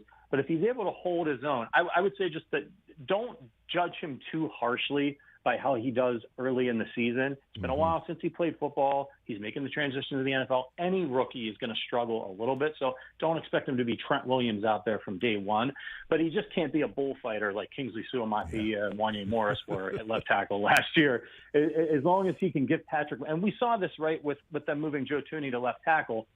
The difference was Joe Thuney wasn't great at left tackle for the Chiefs, but he was way better than Wanya. Kingsley, they were getting beat so quickly. Joe was giving up ground, but he was giving Patrick time, and that's all Patrick needs. So if Kingsley can do that, he might get beat a few times and give up some sacks, but if he can give Patrick time, that's a really good sign, because this is a player that continuously improved in college, and if he starts well in the NFL and he's able to continue to improve, they've got a franchise left tackle. Do you think they're a better offensive line this year from the Super Bowl on the left side of the line, left as Joe Thuney playing left tackle and Caliendo playing left guard? Are they better at those two positions to start the season? It's hard to say, because Kingsley is just such a question mark if he does end up winning the starting role. But they should be. Just Simmons' body type, somewhat similar to Eric Fisher.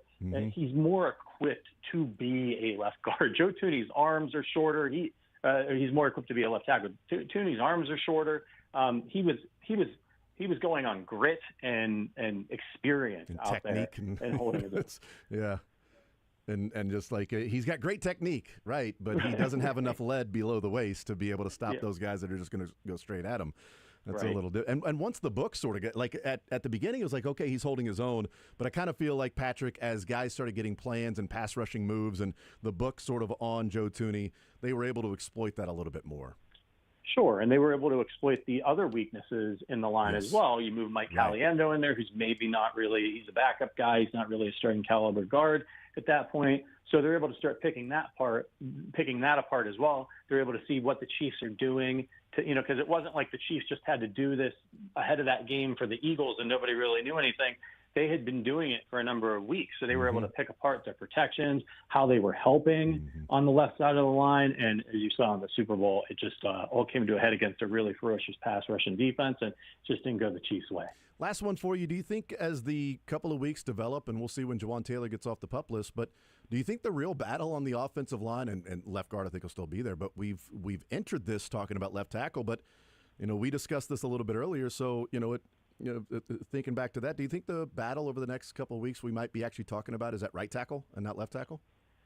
I think so. If Simmons is really looking good on the left side and they feel comfortable enough with him and Kingsley playing next to each other, then yeah, because they know in the future they're going to need a long-term answer at right tackle. If Jawan Taylor comes back from his injury, Andy Reid usually doesn't like people to lose their jobs due to injury, so I wouldn't be surprised if he initially goes back in there at right tackle. But I think when we get into these preseason games, they're both going to get run if they like what they're seeing from Jalen Moore. And it could be the battle of the summer for us. Man, what a massive difference that would make if we're talking about that. Patrick Allen, Arrowhead Addict, Fansided. Patrick, thank you so much for the time. I really appreciate it, man. Look forward to catching up soon. Yeah, absolutely. Thanks for having me. Take absolutely. Care. There's Patrick Allen, Arrowhead Addict, Fansided. Great stuff from him. Good stuff on his podcast as well. Even when when Sterling's doing the podcast with him, like even then as well. It's good. I'm joking. Sterling, I'm joking. He can't defend himself. He's off at his family reunion in Southern Indiana. They traveled yesterday. Just for being candid, Sterling did, get Patrick to come on today. Sterling, as driving, he's like, hey, man, what do you need? And he's like, I can reach out to Patrick if you want to have him on at noon. I'm like, yeah, sure, Patrick Mahomes. And he said, no, Patrick Allen. I said, oh, yeah, absolutely. I'll take Patrick Allen too. But if you've got Patrick Mahomes' number, you can reach out to him as well. But so to be completely candid, Sterling did, set up the interview. So I appreciate him. He's doing so much work at his family reunion. We'll take a timeout. We'll come back. I'd mentioned it in the 11 o'clock hours. We were going to break of the Patriots of the 2010s. We'll talk a little bit about what that means. Peter Schrager giving an anecdote of something that we'll see in The Kingdom when that TV show comes out about following the Chiefs trying to three-peat, and that Jordan personality for Patrick Mahomes coming through. We'll explain what that is next.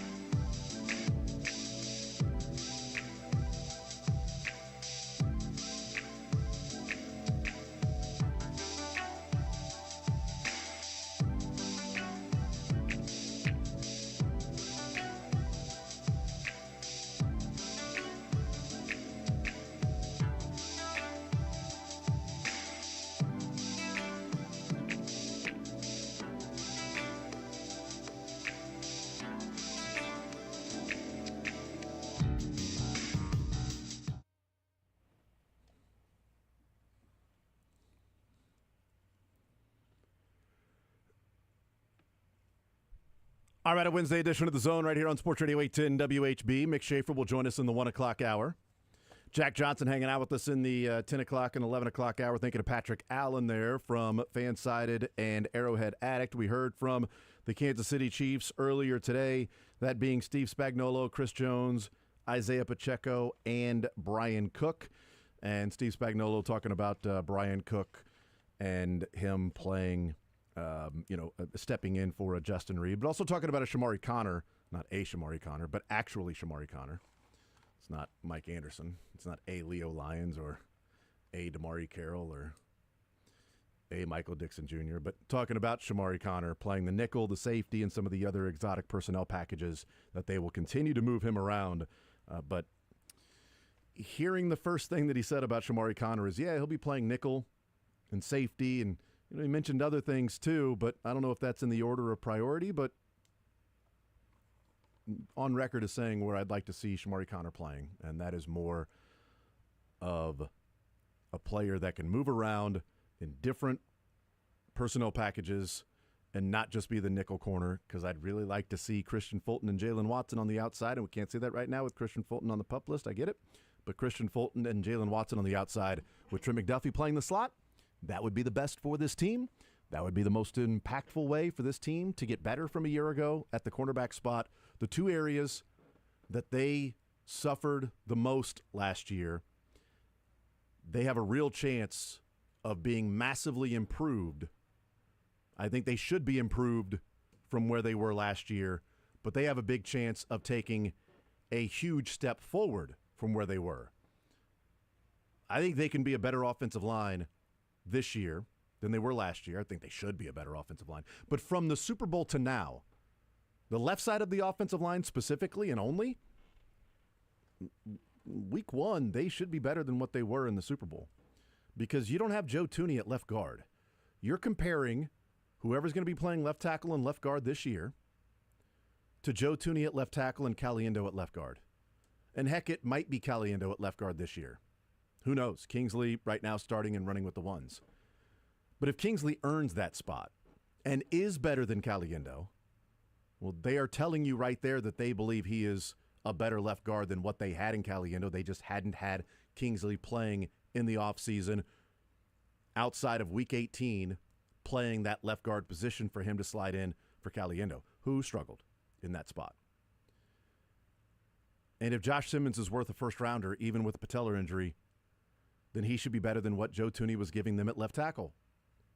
Joe Thuney was doing what he could as an undersized, shorter-armed, lighter weight, lighter lower half left tackle. Technique was great. Stalking was great. The different things that you would do to be able to die a slow death. Joe Thuney was good at that.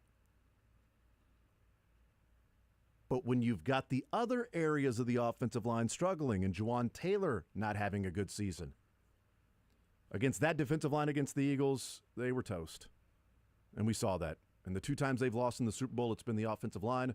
One of those was injury-induced and unfortunate, because you lose Eric Fisher and Mitchell Schwartz during the season. It's not like they went into the season not having good enough players.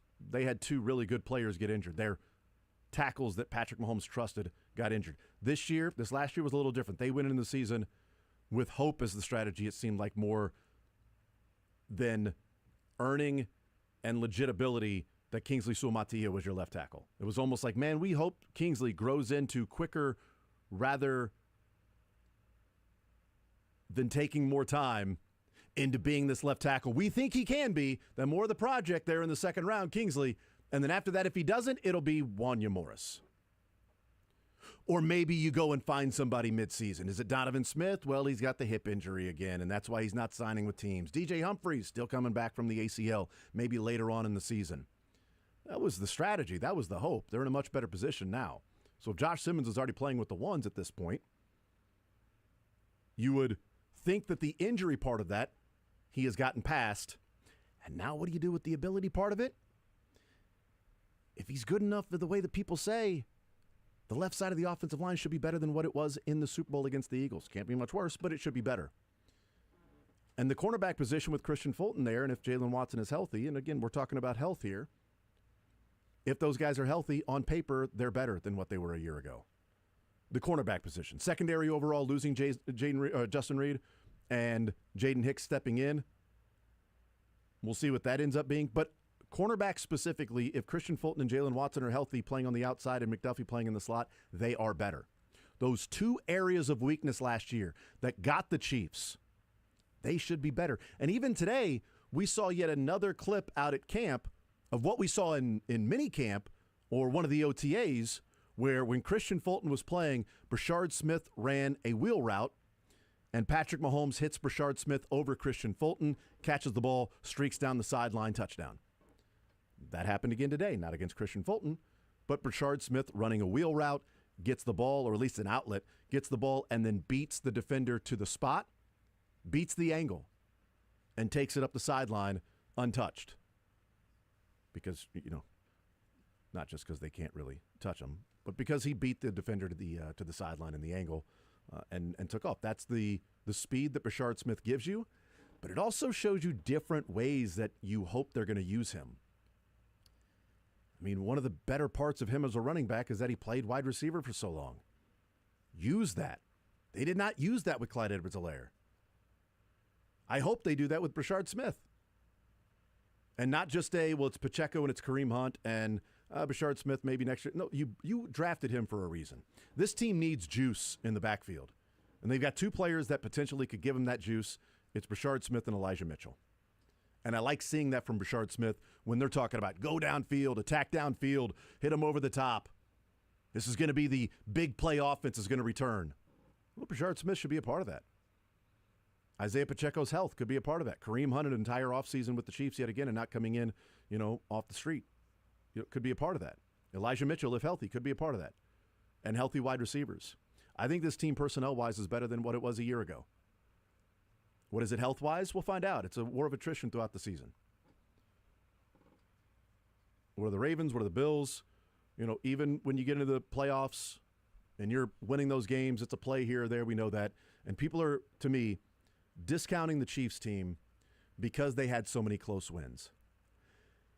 And the discounting of the Chiefs in these close wins, that's a simple-minded, generic regurgitation of people that don't really want to do the work to study it, to see what actually happened, the way that we watched every single play and how the games unfolded along the way. You'd be able to see that those one-score games that the Chiefs were winning were one-score games because the Chiefs had the game in hand, and then they sort of took their foot off the gas pedal. Or another team made so many plays correctly in a row to even be in that position. That part's not talked about. The Chiefs, they should have lost to the Ravens because Isaiah Likely, that toe, they were an inch away. They were also trailing by double digits in the fourth quarter. This was not a back-and-forth game where the Chiefs were trailing and had to come. They didn't have a comeback every fourth quarter. In fact, almost all of those games, Bengals aside and a couple of others, they had the lead in the fourth quarter, and they were holding the other team at bay, at arm's length. Panthers came back in a crazy comeback and tied it up. Chiefs went down and kicked a field goal. Chiefs dominated that entire game until the Panthers had their crazy comeback and, put those plays together. The Bengals game was back and forth, and they end up making the plays. Okay, is that one to where next year that flips the other way? But when people talk about they had all these one-score wins, that can't keep up. Yeah, I agree. I don't think the Chiefs will continually let teams back into it in the fourth quarter and have to then make a play or two in the fourth quarter to be able to win that game. Now, the Broncos was a tough one back and forth. Blocked the field goal. Raiders getting back in the game, doing the Raiders thing, fumbling. Chargers back and forth, kicking the field goal off the uprights. There are some hilarious things that took place. But the Buccaneers was a Tampa Bay comeback that then tied the game late because the Chiefs couldn't close the door. Now, if you want to argue that teams that can't close the door, those games will then flip, maybe, but they're a championship pedigree for a reason. They find ways to win, but even when they had to, when it felt like maybe they had turned the page to the next game while that game was still going on, and that team made their comeback, they still found a way to get it done and win the game. So it's simple-minded, and it's generic in the regurgitation and just constantly parroting what somebody else said about all these close wins, and that's not going to be able to – you can't keep winning those close games, can't keep winning those close games. I don't think there'll be as many close games. I think the Chiefs are better than what they were a year ago in personnel, and if Josh Simmons plays to the level that people hope he can play, your offensive line is better, your wide receiver crew is better, your defense is better. And I don't know how many of those – you can't keep winning those one-score games. Yeah. And the Bucks and the Panthers and some of these other teams and Ravens aren't going to continue to come back from double-digit deficits in the fourth quarter to come back and tie it up or get within a score. That's not going to keep happening either. The Chiefs will take care of business more often than not. So I don't think they'll have to win all those close games this year. I think the Chiefs are going to come out pretty motivated this year. If they stay healthy all year, Chiefs are going to be in it yet again. It'll be the Arrowhead Invitational, and we'll be wondering who they're going to be playing in the Super Bowl in San Francisco. We'll be trying to figure out who the opponent's going to be. Maybe the Eagles. I hope it is. I hope it is the Eagles. Would love to see the Eagles again in the Super Bowl. It'd be great. Actually, I don't even care who would be in the Super Bowl. Chiefs from the Super Bowl, I don't care who they're playing. Does not matter. We'll take a timeout. We'll come back, continue rolling, wrapping up this hour next.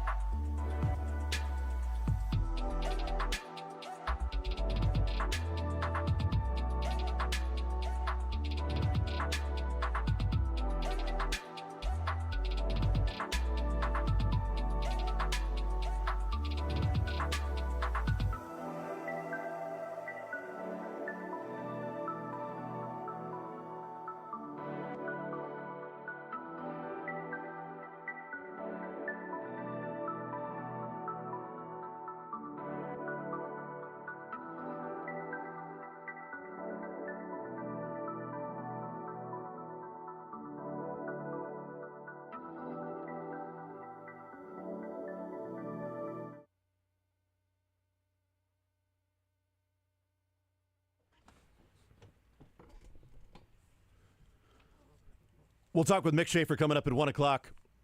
Rotten Tomatoes today in the second hour, or the second segment of the 1 o'clock hour. Drake, you playing today? Or you're going to leave that to the interns? You're going to do it? Yes.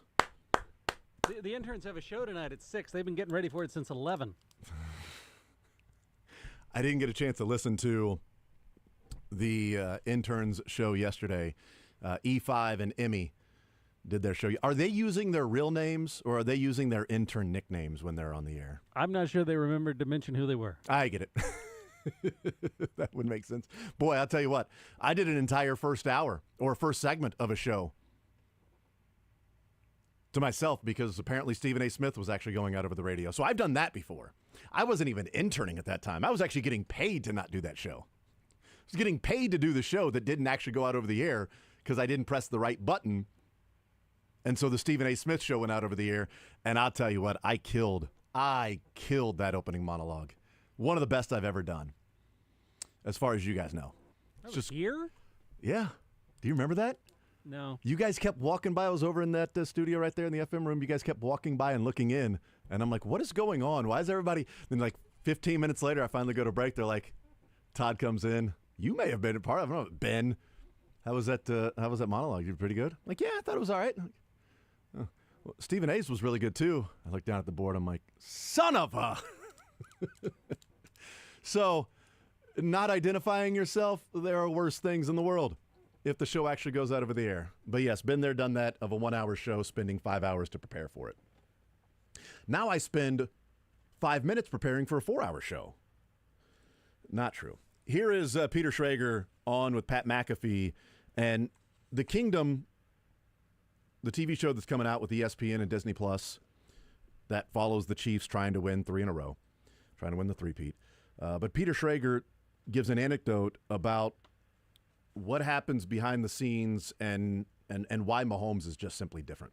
There's this new documentary on the Chiefs run for 3 that's going to be on ESPN and Disney Plus. I believe they announced it yesterday. It's going to be on August 14th. I have a friend who worked on that. Really? That's cool. And it's going to be amazing. And I saw some sneak peek stuff, but this is the cool story, and I don't think they'd have a problem with me sharing this. Spoiler!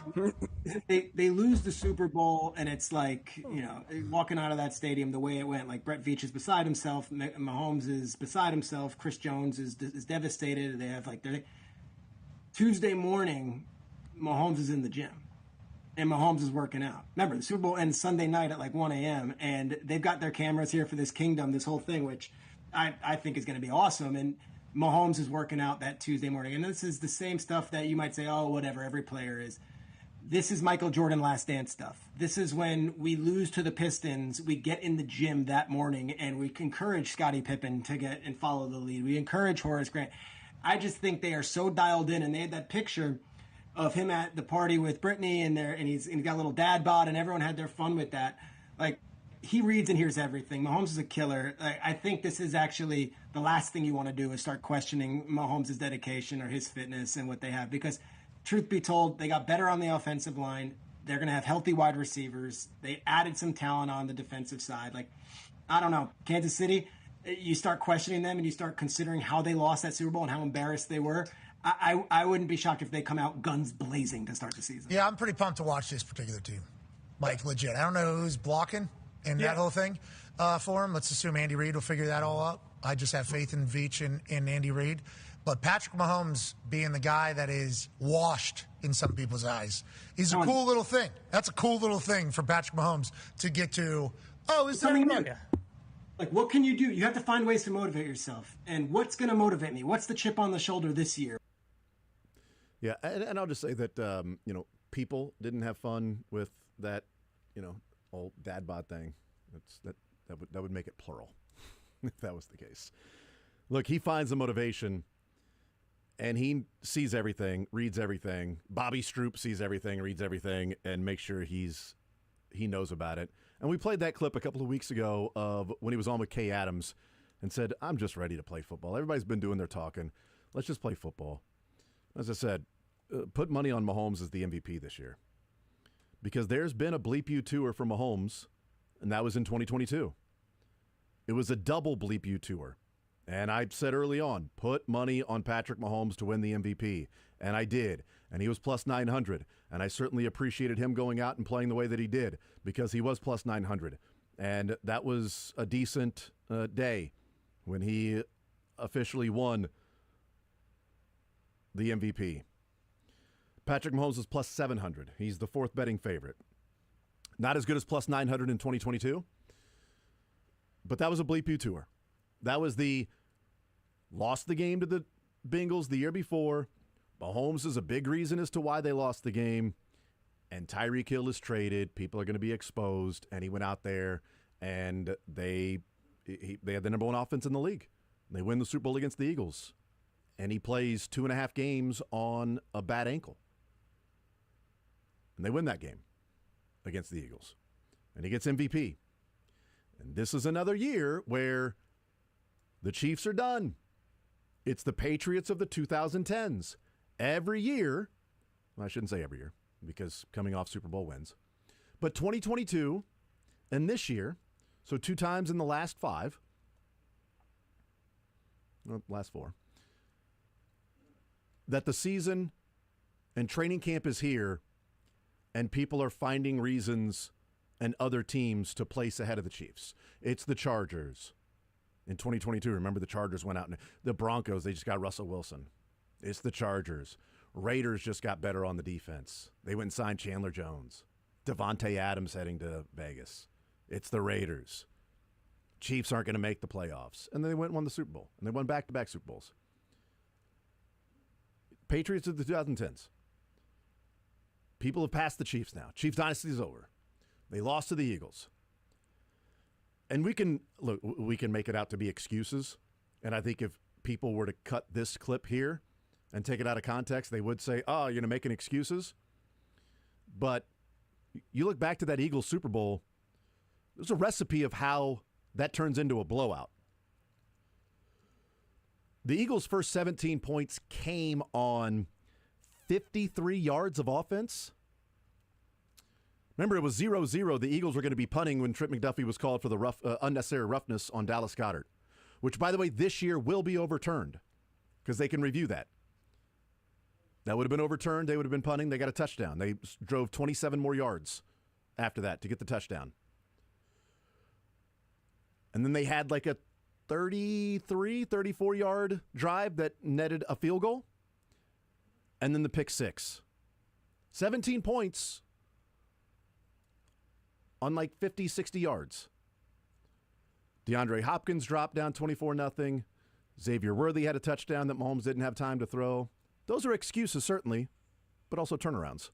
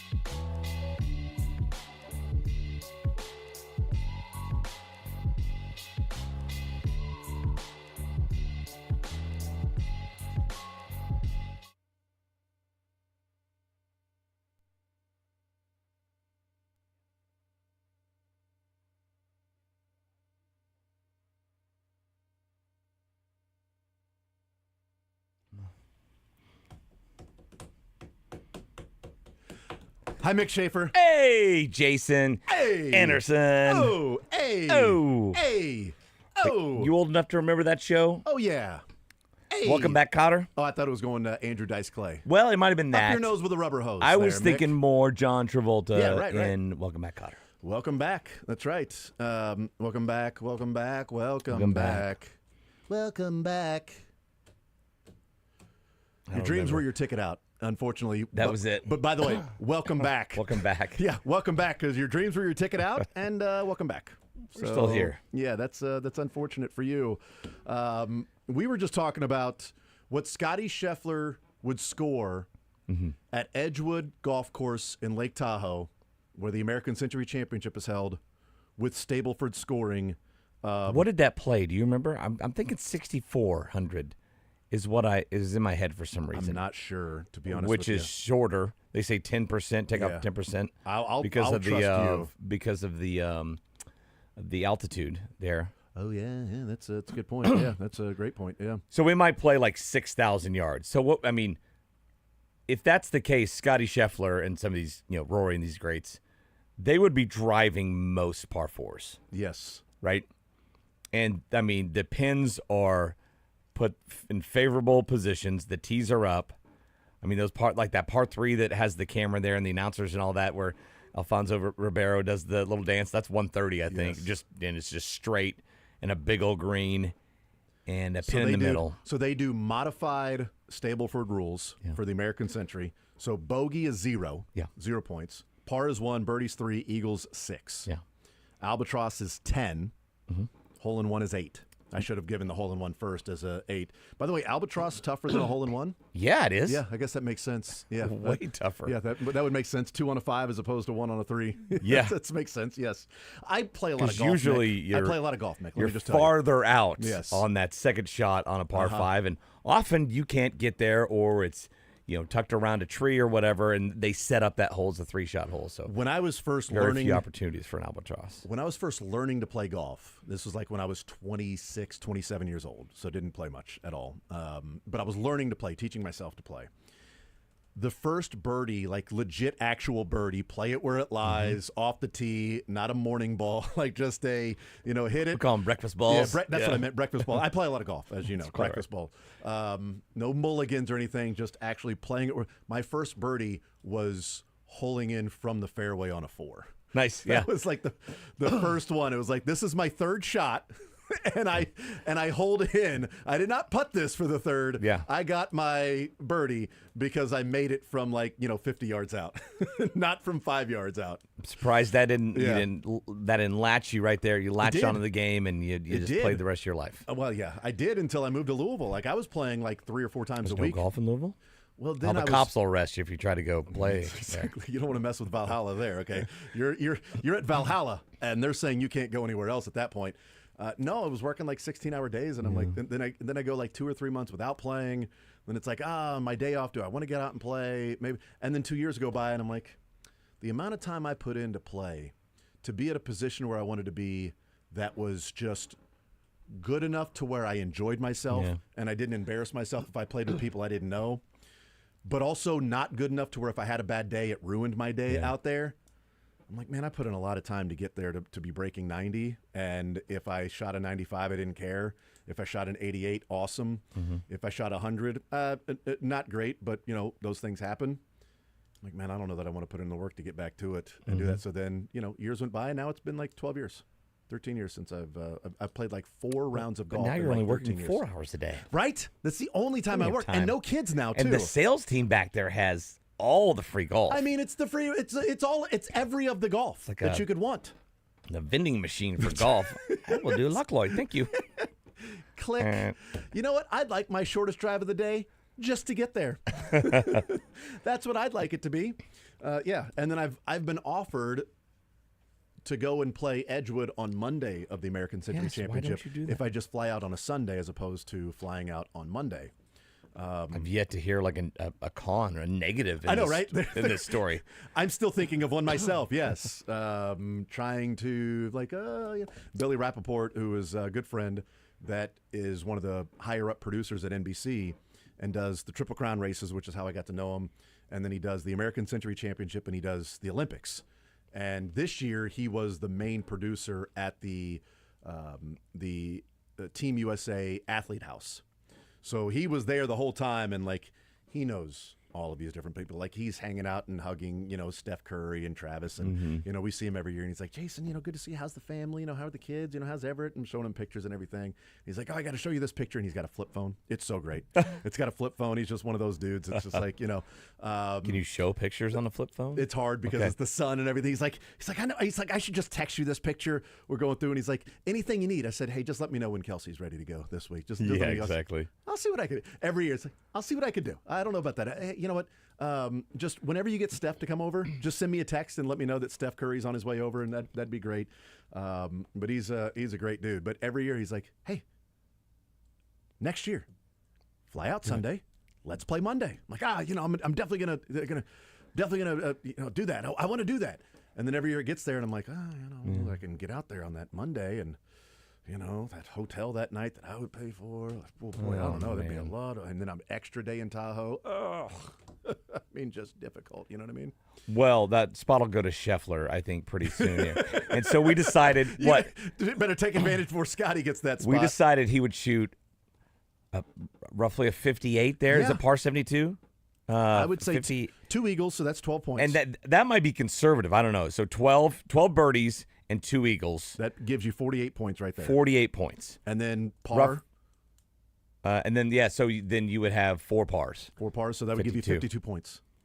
I think he would end up with more than 150. Like I said, 58 might be conservative because, once a year, one of these guys will fire a 59 on one of the toughest courses in the world, right? Yeah. And so if this one is set up short for actors to score on and, athletes to make some birdies, then 58 might be, 58 was Steph Curry conservative. This year in 3 rounds. Fifth place was 58 points. 58 points. I'm saying shoot a 58, be 14 under. He might be 55, 56, something like that. I see what you're saying. Shooting a 58. 52 points, as we came up with, was good enough for 10th place overall, and that was Michael Pena, who got 51 points, so he would have moved. Michael Pena would be out of the top 10 at that point. I mean, then can we even talk to him next year? I don't think so. But Pavelski, 3 days, scored a 73 to win by 9 points over John Smoltz with a 64. So 73 points was the winning, and we would guess that Scheffler would be like a 52. Well, that'd be a 50. That'd be shooting a 56, right? If you had 12 birdies and then 2 eagles, that would be a 16 under. So that would be a 56 for him. He's shooting a 56. Wow. But I think that's probably where he belongs. Yeah.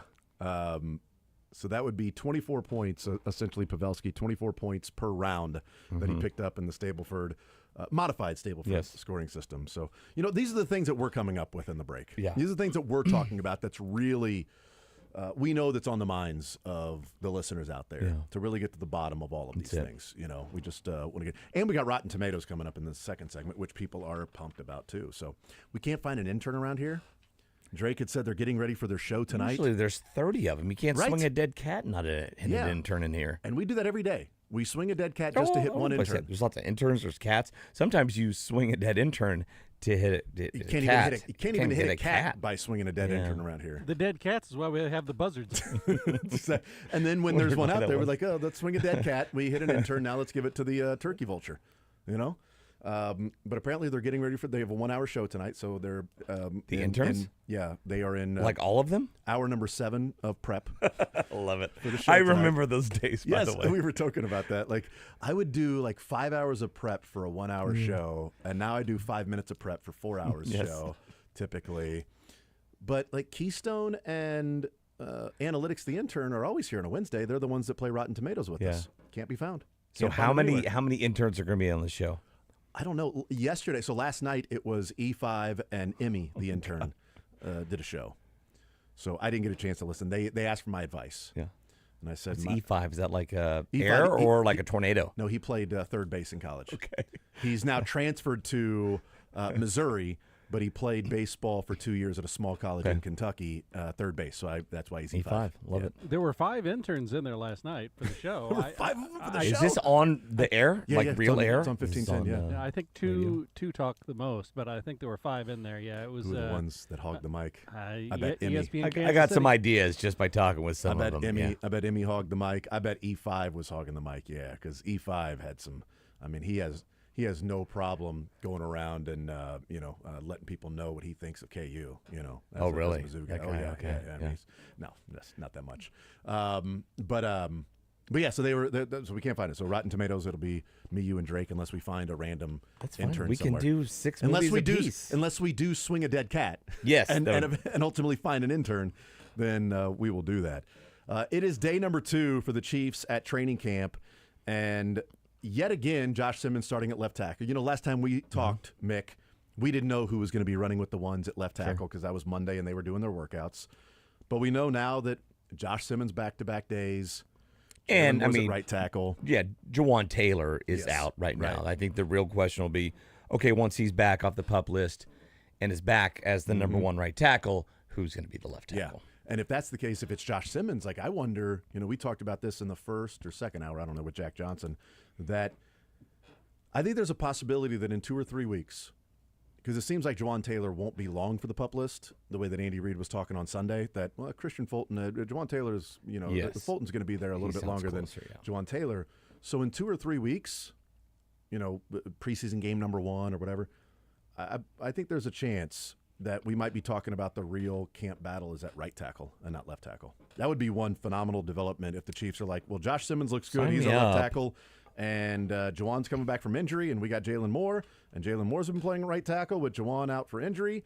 And this is a last year for Jawan anyway. So they aren't really contractually inclined to play. It's like, who's going to start for the Giants, Russell Wilson or Jackson Dart? Look at the contracts. Russell Wilson will start for the Giants.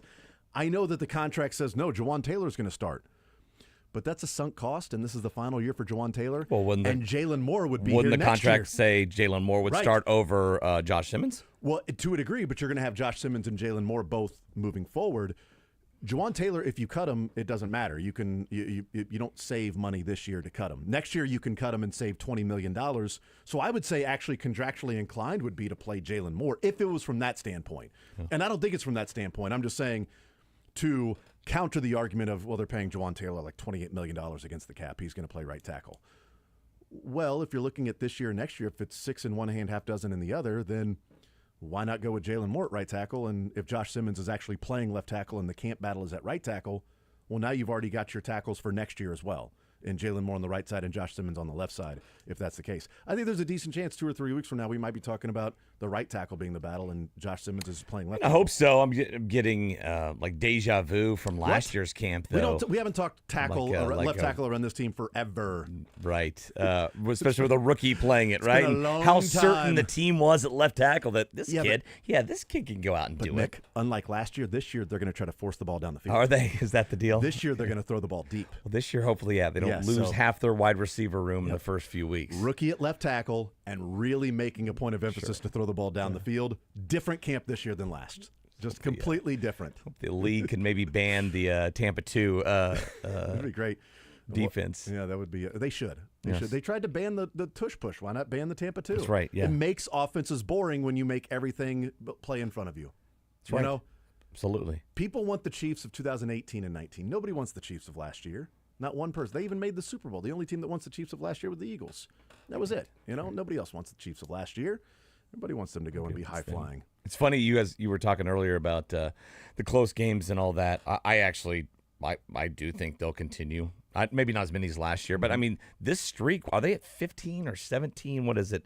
Straight one score games. Yeah. Right? Yeah, because the Super Bowl loss was more than that, and the other losses last year were more. It extends into 2023 all the way back there. I think it's going to continue just because that's who Andy Reid is. That's true, yeah. But then part of who Andy Reid is like, I'm going to outcoach you at the end. I'm going to push the right buttons. I know exactly what to do to steer this thing home and get a win, whether it's by 1 point or The- 10. Do you know off the top of your head? I went back and looked. Do you know off the top of your head the last time the Chiefs lost a 1-score game? Yeah, I did at one time. Yeah, I did it one time as well, but I just had to refresh. Was my it memory. one of those games that shouldn't have been, like the Eagles or the Packers? No losses. No, who is it then? No, it was that Christmas Day Raiders. Yeah, they lost 20-14. Yeah. And they haven't lost a 1-score game since then, and they went on and won a Super Bowl that year, made it back They to the hadn't Super Bowl. lost a game for a while since then. I mean, it took them into the last right. season. I won still haven't 4, watched 5, that 6. game, by the way. The Christmas Day? Yeah. Why not? We had family over, and I thought, well, Don't. I'll stick my head in every once in a while. I'll watch it when everybody goes home, and it just looks so horrible. I've just never gone back It and watched ruined our Christmas. It ruined my Christmas. We yeah. set the tree on fire. That's right. We threw half the gifts out. I took all we took the GIFs out too. We threw. I cussed out my grandmother. Oh yeah, I cussed out my my mother-in-law Yeah. and father-in-law. Yeah, you and did. then I went to fight him, and I'm like, oh wait, this guy was a truck driver for 40 years. I'm probably not going to do that. Yeah, but you got like 30 years on him. Yeah, he's still going to win. Still going to win. That Truck guy drivers is, are good fighters. He's country strong, man. He's just tougher Again, than you, yeah. my father-in-law to earn money in high school would break horses. Would break in horses, Mustangs, like wild horses. That's how he earned money. It's I can't imagine. Here's your $10, son. Oh, thanks. Just broke in a wild horse Mustang and got $10. But back in the day, Frankfurters cost a nickel. Yeah. Back in my day. But yeah, I ain't messing with that dude. I'm not fighting him. But the Chiefs, after that Christmas Day game, before the Eagles, went 22. There were still wild 2. horses in his youth. You're just a wild horses. You just, or I I mean, guess it's the younger horses. They grow up. You got to get them used to. Okay. Yeah, okay. yeah. Anyway, go ahead. Or they just went out and found. They just found them in the woods. Just in the woods. Like, oh, look at another wild horse. Oh, there's there's a horse nest over here. That one's got a horn on it. No, Oh, my they don't goodness. exist. Oh, not anymore. Yeah. Okay, I so interrupted you. Go ahead. if you find that, no, I appreciate that more than discussing this wild horse with a horn on it. Yeah. Are there still wild horses out there right now? I saw somebody in the West. Yeah. In the West, are just random there? wild Like horses in Montana? that Yeah. haven't been broken That's in yet. cool. They're just living out on their own, just living on And the they're land, just having families. They know how to reproduce with not each other. paying taxes, just living on their own. Yeah, exactly. Just living on the land and not part of civilization. Just out there on their own, not giving people rides from town Which to is town. amazing because they're not native to North America. But yeah, there are still Spaniards brought them over, right? There are still some populations. I out wonder, west. is there hunting season? Is there a horse season out there, like in the West? You're like, it's November. You're allowed one horse. Population control. You're allowed one horse. If you have a license, make sure you got the tag and the license and the permit, and you're allowed to. But just wrangle one. You can't kill it. Just wrangle it. You get to just take it home as your own. Tie it to the hood of your car. That's right. It's just, and it adds one more horsepower. It just pulls there. It's like now this Mustang, man. Both the one we're riding in and the one ahead of us. We now have like 351 horsepower in this thing. I saw someone argue online the other day. Had a picture of a giraffe and of a unicorn. And the guy's like, so we're supposed to believe there's this, 30-foot tall thing that's 20-foot neck that exists, but it's crazy for a horse to have a horn on it. That's ridiculous. Come on. What about all these other animals that have horns? We can't put a horn on a horse. Exactly. Somehow this is But mythical. a giraffe is we're not amazed by its existence. You're telling me this flying beast dog thingy from Neverending Story wasn't real at one point? You're telling me that wasn't real? Ever seen a platypus? That's right. It's like a Frankenstein animal, and we can't have unicorns. Of course we can. Absolutely. A liger was born. There was an actual thing. Yeah, it was born in somebody. It's some zoo. I saw that the other day. They were taking a video of real. the baby liger. So that's pretty cool. And they're going to come out with the Liger King. Yeah, it's very cool. It's animated about the Tiger King. Anyway, I think the close games are still going to continue, and I think they will continue to win those. But it's funny, I've been watching quarterback, right? Yeah. I don't know why. I mean, just Joe Burrow is like cardboard. I mean, he is just drier than dry, and his family is there any personality in this family? And Jared Goff ain't far behind. Yeah. But big fan of Kirk Cousins, big fan of Jared's wife. Love Good personality. Great, but she's actually a great personality. She's great. She's great. He needs to treat her better. So I guess I got to watch the show to see what you're talking about. What are the you haven't references? watched it, but it's I only funny. watched the first 2 episodes. All these games, at the end, no matter what the narrative was. Oh, the Falcons went out and dominated, the Bengals finally got a win. At the end, it's 35-31. Yeah, it's 24-21. I mean, most of the time you're playing in a one-score game in the NFL, and for the Chiefs to be the one to wear that shame, that letter A, right? That's right. For the scarlet letter for doing more of it, probably than other teams, is just funny. Yeah, after that Raiders game, they went 22-1 heading into that game against the Eagles. They did. After they lost to the Raiders, minus the 22-1, minus the the Broncos ones game, they wanted to win. Yes, 22-1 in the games where they actually played. Which the I think, starters.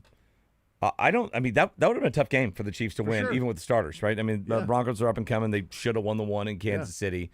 So it's not like you just chalk that one up to a win, but you just maybe eliminate it because they weren't trying. JV was out there. It's like when you vacate wins in the NCAA. This is just vacating a loss. Yes. So we'll take a timeout. We'll come back. We'll see what a win and what a loss looks like in Rotten Tomatoes. Drake playing. He'll make his Rotten Tomato debut coming up next.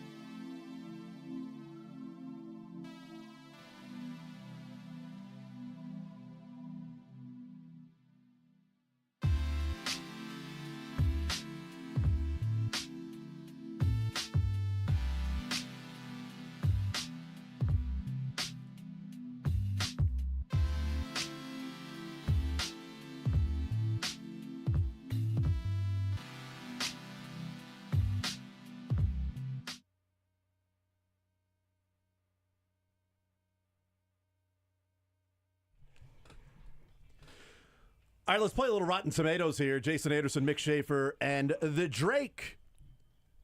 Drake making his Rotten Tomato debut. It's very easy how we play here. We give out a movie, and the other two players, that being Mick and Drake, or myself and Mick, or myself and Drake. Got him.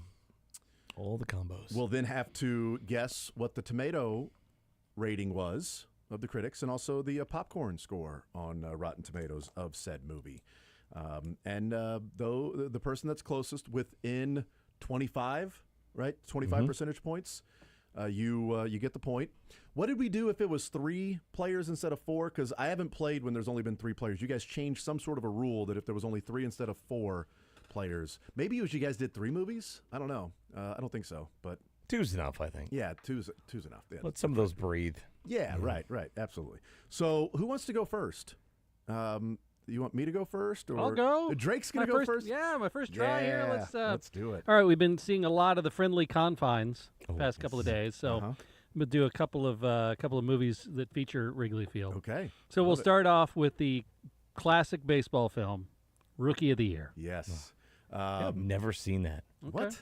Never saw it. Rosenbagger. So that's the one where the Henry Rowan kid Garner plays? breaks his Or arm. He's the manager, or what is he? No, he breaks his arm and he's the pitcher. Okay, gotcha. Yeah, that's Little Big League. That the Little kid Big for the League. Yeah, there's a Minnesota lot of Twins. them. And the mom in Little Big League is Pete Crow Armstrong's mom. That's true. Oh, really? Yep, that is absolutely true. Yep. And Pete Crow Armstrong is eventually the National League Central's daddy. Will be, I think. I'm going to say Little Big League came in at around 79%. Ashley Crow. Sorry, I'm just looking Sorry, at his mom. Rookie of the Year, not Little Big, but Rookie of the Year. I'm going to say 79% for Rookie of the Year and Henry Rowan Gardner. So we're doing... and the Rocket check. What'd you say? 79%. We're doing this tomato. is the thermometer. I'll do 75%. So is it 41%? That is absurd. That is. I don't get a point. I don't get a point. Yeah, that's right. There's no point because it wasn't within 20. It wasn't 25. within 100% of that. Because good God. But audiences, what did audiences think? Mick, you're up on this one since there's only the two of us. It's a rapid fire here. Yeah, it is rapid fire. Rapid fire, go. So audiences liked it more, but only like 61%. 70%. Audiences did like it more, 53%. Let's go. Audiences, and that is a classic movie. It's pretty bad. It is a badass movie. You're right. It is badass. It is so cool. It's like ill being good, bad meaning good, not bad meaning bad. It is awesome, man. I mean, he threw a ball from the bleachers. Still looking at Pete's mom. I see. And she had him when she was like 40 years old or something. It was really? Because his dad's quite a bit younger. That's the old song, PCA's mom has got it going on. Isn't that the song that everybody It loves? is. PCA's mom. All right, so my first movie, the Chiefs are up in training camp. Yeah. So my first movie is going back to 2001. Set on the last day of camp in the hot summer of 1981, Wet Hot American Summer follows a group of counselors who are each trying to complete their unfinished business before the day ends. The entire summer of pent-up sexual frustrations, unresolved post-traumatic stress, pending separations, and, of course, the talent show, all weigh heavily on the minds and groins of counselors and campers alike. This movie starring Janine Garofalo and also Paul Rudd. Oh, wow. Yes. So it's set in 1981. What year did it come out? 2001 it came out. Wow. 2001. Never saw it, never heard of it. What's it called? A very young Paul Yeah. Rudd. Wet Hot American Summer. But he didn't look any different. He did look American exactly Summer. the same. The man has not aged since he was 5. Yeah. Wet Hot American Summer. What did the critics think of Wet Hot American Summer? 54%. 54%. I've never seen this film, but I know it's it's got some cult classic following. I think I'm gonna say 68%. 68%. It is 39%. Yeah, I regretted not going lower. So within 15%. So Mick got that one. 39% for the critics. Drake, what about the fans? The popcornometer. Well, like I said, it's I've heard some people talk about it as being kind of a cult classic. Mhm. So I'm gonna go higher there and say 55. 55. Yeah, only Colts like it. That's right. And Mustangs and Colts. So they'll and get around, they'll do Yep. their seance, and they'll play the movie. That's right. 50%. 75. That's within 25%. Give it Drake to him. gets the Absolutely, point. yeah. I That told is you 1 people point. like that one. 75%, 25,000 plus ratings 75. Wow. on the popcorn meter, 75%. 70 reviews for the critics, and 39%. So it is 2 for Mick, 1 for Drake. I've yet to score a point. I mean, I got to get on the board here. Here you go. Mick, your first movie is what? Danny Noonan, 18, down on his luck, works as a caddy at the snob-infested Bushwood Country Club. Oh, yeah. We've got Happy Gilmore 2 coming out That's on right. Friday, so a little bit of a golf theme. Drake, what's the tomato meter? What do the critics say about Caddyshack? Well, I doubt they liked it much. I'm going to say 50. I'm going to say 63. 73. Wow, higher than really? you'd All think. right, I got one. Higher than you'd think. I got one. I wonder if at time, if other critics like recently have gone on because they grew up with it or whatever. I doubt it was 73 at the time. Yeah. So I'm up first now in the popcorn Popcorn meter. meter, I'm going to yes. say 82. Ooh, I'll go 90. 87, Drake. Oh, dang it. Nice job, Drake. Oh, man. 2 to 1 is the score here as we've gone through our first round of movies with the three of us. So now Drake's second movie here. All right, I did not realize I was supposed to give a description here. Oh, So, you're fine. You don't have to. Ferris Bueller has an uncanny skill at cutting class and getting away with it. They went to Wrigley. Intending to make one last duck out before graduation, Ferris calls in sick, borrows a Ferrari, and embarks on a one-day journey through the streets of Chicago, including a trip to Wrigley Field where he caught a foul ball. Bada swing, bada. And they figured out exactly which game that was. Did they really? If you look up online, you really? can figure out which game it was. Cameron was in Egypt's land. So obviously the fans liked it more than the critics, which gave it an 83. What do we think the fans thought? It's I messed up on that. Yes. Okay, well I give myself a point because I nailed that one exactly. Let's say so the fans liked it at 83%. No. No, fans liked it more than the critics. Okay, so then 90%. You're gonna say 90? Oh yeah. So wait, the fans liked the it. critics were said 83. Critics were 83. I like this sort of like giving a hint along the way. Let's go 93. 92%. Yes, got it by one. Mother bleeper. So 83 and 92. Can't believe I messed that up so bad. We should both get points, I think, for the. I do 83. like how he said, the fans liked it a lot more. The critics only 83%. And that wasn't your first one. You did just fine on I that know, movie. but I was thinking, well, I've already done one, so I've already given the thermometer. Yes, I get that. Yes, it's a thermometer. It's like what I've done a number of times with Thursday's Sports or Leisure. All right, so I'm sticking with the camp theme. The update of a 1961 film, twins Annie and Hallie, played by Lindsay Lohan, are strangers until happenstance unites them. The preteen girls, divorced parents, Nick, Dennis Quaid, and Elizabeth, Natasha Richardson, are living on opposite sides of the Atlantic, each one with one child. After meeting at camp, American Hallie and British-raised Annie engineer an identity swap, giving both the chance to spend time with the parent they've missed. If the scheme works, it might just make the family whole again. The Parent Trap.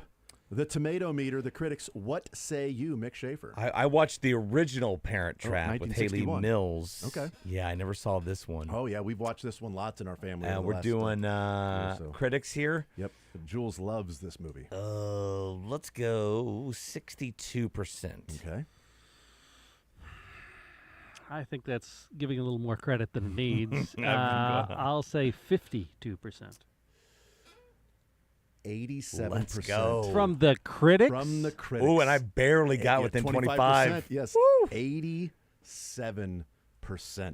Really? From the critics for the remake, the update of the 1961 film, The Parent Trap. Look, Lindsay Lohan killed it. I mean, she played both. She was the characters. it girl then. Yeah, she had a British accent and she had an American accent. Wow. People didn't know which one was right. Whatever happened to her?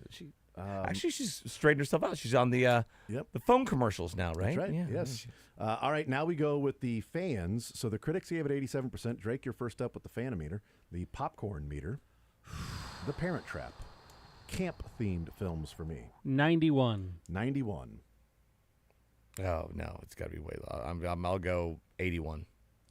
70. Yeah. I can't believe the critics liked it 17% more. That never happens. Yeah. 54 reviews from the critics, 250,000 plus ratings from the popcorn meter. So Mick has a commanding 5-2 to 1 lead. Wow. He can't score on this one, though. I need to play this game with only three Which is- people which more is often. The two of us. I'm down by 4, so I need to get both of these spot on to get 2 points apiece. Drake needs 3 points, so he needs both of them to get him spot on too. Roy McAvoy was a golf pro with a bright future, but his He was. rebellious nature and bad attitude cost him everything. Tin Cup. Tomato meter to Drake. I saw this in theaters. Oh, wow. Nice. 77. For some reason, man, that's a good one. I'm going to go 70. 74. Drake takes it. I was Why did I go 74? Just 3 less. Why did I go 74? He set you up for that. Oh, my goodness. If I get this one spot on, that's going to be Set you pretty up for that. bad. He absolutely set me up for that. Damn it. You've lost like 3 of these by like 1 Yeah, or 2 yeah. percentage points. Rough game so far for me. Tough You game. know, I'm not going to be able to win. You have even those if I get days. this one. Every now and then you have You know those what? You win. days. Sometimes you're the bug. Sometimes you're the windshield. Yep. I'm the bug today. Popcorn meter. Popcorn meter for Tin Cup. I'm going to say that was 81. All right, I wouldn't have won anyway. So 70. 65. damn it.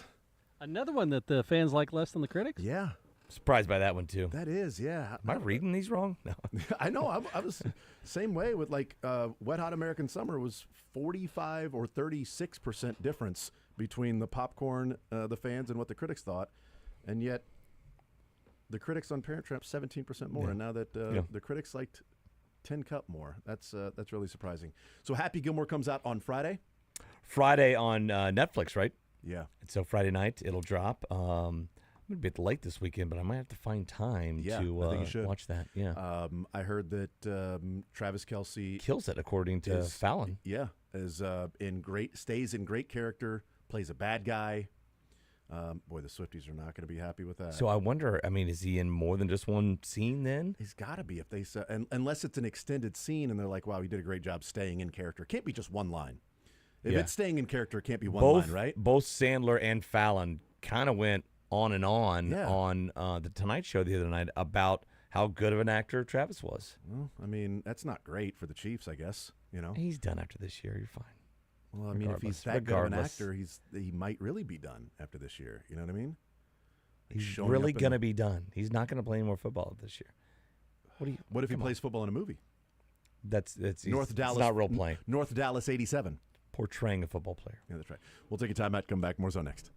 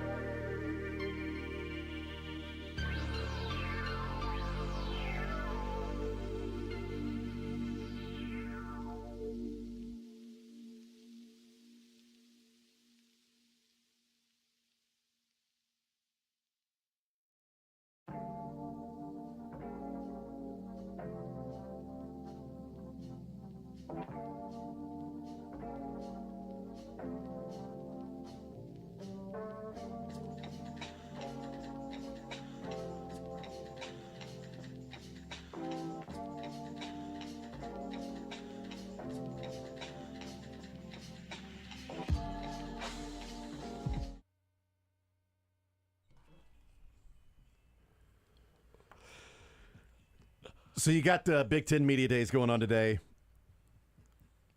PJ Fleck from Minnesota. Everybody pick up an oar, row the boat. Yeah. Wear a sweater vest. He did his typical thing that has now become known as what he does at Media Days. So his 15 minutes on stage at the podium with all of the assembled media, he had a 13-minute opening monologue and one question. Drinkwitz is not far from that, by the way. But I think they give him like 20, Does he 25 do that on minutes. purpose? I think PJ Fleck is just sort of known as like, all right, well, here he goes again. He's going to do this filibuster, and nobody's going to be able to ask a question or 2 or 3 questions. He's just going to go and go and go and go. And then there's time for any questions. Yeah, we have one right over here on the right. And, oh, by the way, it's from your media department. Yeah, exactly. Congratulations, PJ. Thanks for You've stopping by. Controlled the entire message. Yes. Yeah, they allot 15 minutes, and then they're done. But he apparently at the end of his opening monologue, he said, and with that, I'm not sure that I have any time left, but clearly he was aware. He was aware. He was upset. He's like Larry Bird. Man, I wanted to leave no time on the clock. Oh, man, it was 15 minutes, and there was one question. Dang it, they got one question off. Kurt Signetti of Indiana said he's adopting the SEC scheduling philosophy, and he's scheduling a bunch of Kennesaw States and Austin Peay's and UMass's and Western Kentucky's. And so what gets lost there from the college level to the NFL level, and that, like, these college coaches take pot shots at each other all the time, and you never see that in the NFL. It is all close to the vest, and we are complimenting everybody, and we're not going to step out of line, and if anybody ever does, then we hear about it forever. Sean Payton talked about how the previous regime and how bad the coaching was, and it was like he had criticized the Pope. Yeah. And it's like, I mean, it was pretty bad coaching. Like, I think we can all acknowledge that, that the coaching was pretty bad there for the Broncos that year. But it was like I cannot believe Sean Payton broke the code. Yeah. He broke the bro code, the coach code, the NFL code that you don't mow another man's lawn. You don't call somebody else out there. You don't. That is great, though. But in college football, it happens all the time. All the time. And Elko said something about Texas yesterday. I can't remember, the A&M coach. Oh, God. It's funny. I hope he did. That'd be great. What their fight song being played while Sarkisian walks up to the podium last week? It was what was it? I can't remember. Can't believe that actually happened. Play the Texas A&M fight song when Texas gets up there. Boy, you want to have some fighting words. That would happen, but. I don't know that anybody thought that, Nathaniel Hackett was killing it for Denver. No. And so when Sean Payton's like, well, the coaching was it's pretty bad. Like, I'm trying to think God. of other examples, but I can't right now. I mean, it's very few times, but every week, especially at these summer media days, somebody's popping off at somebody else. And there was one, I think at SEC Media Days, it was Big 12 Media Days that the commissioner took a shot at the Big Ten.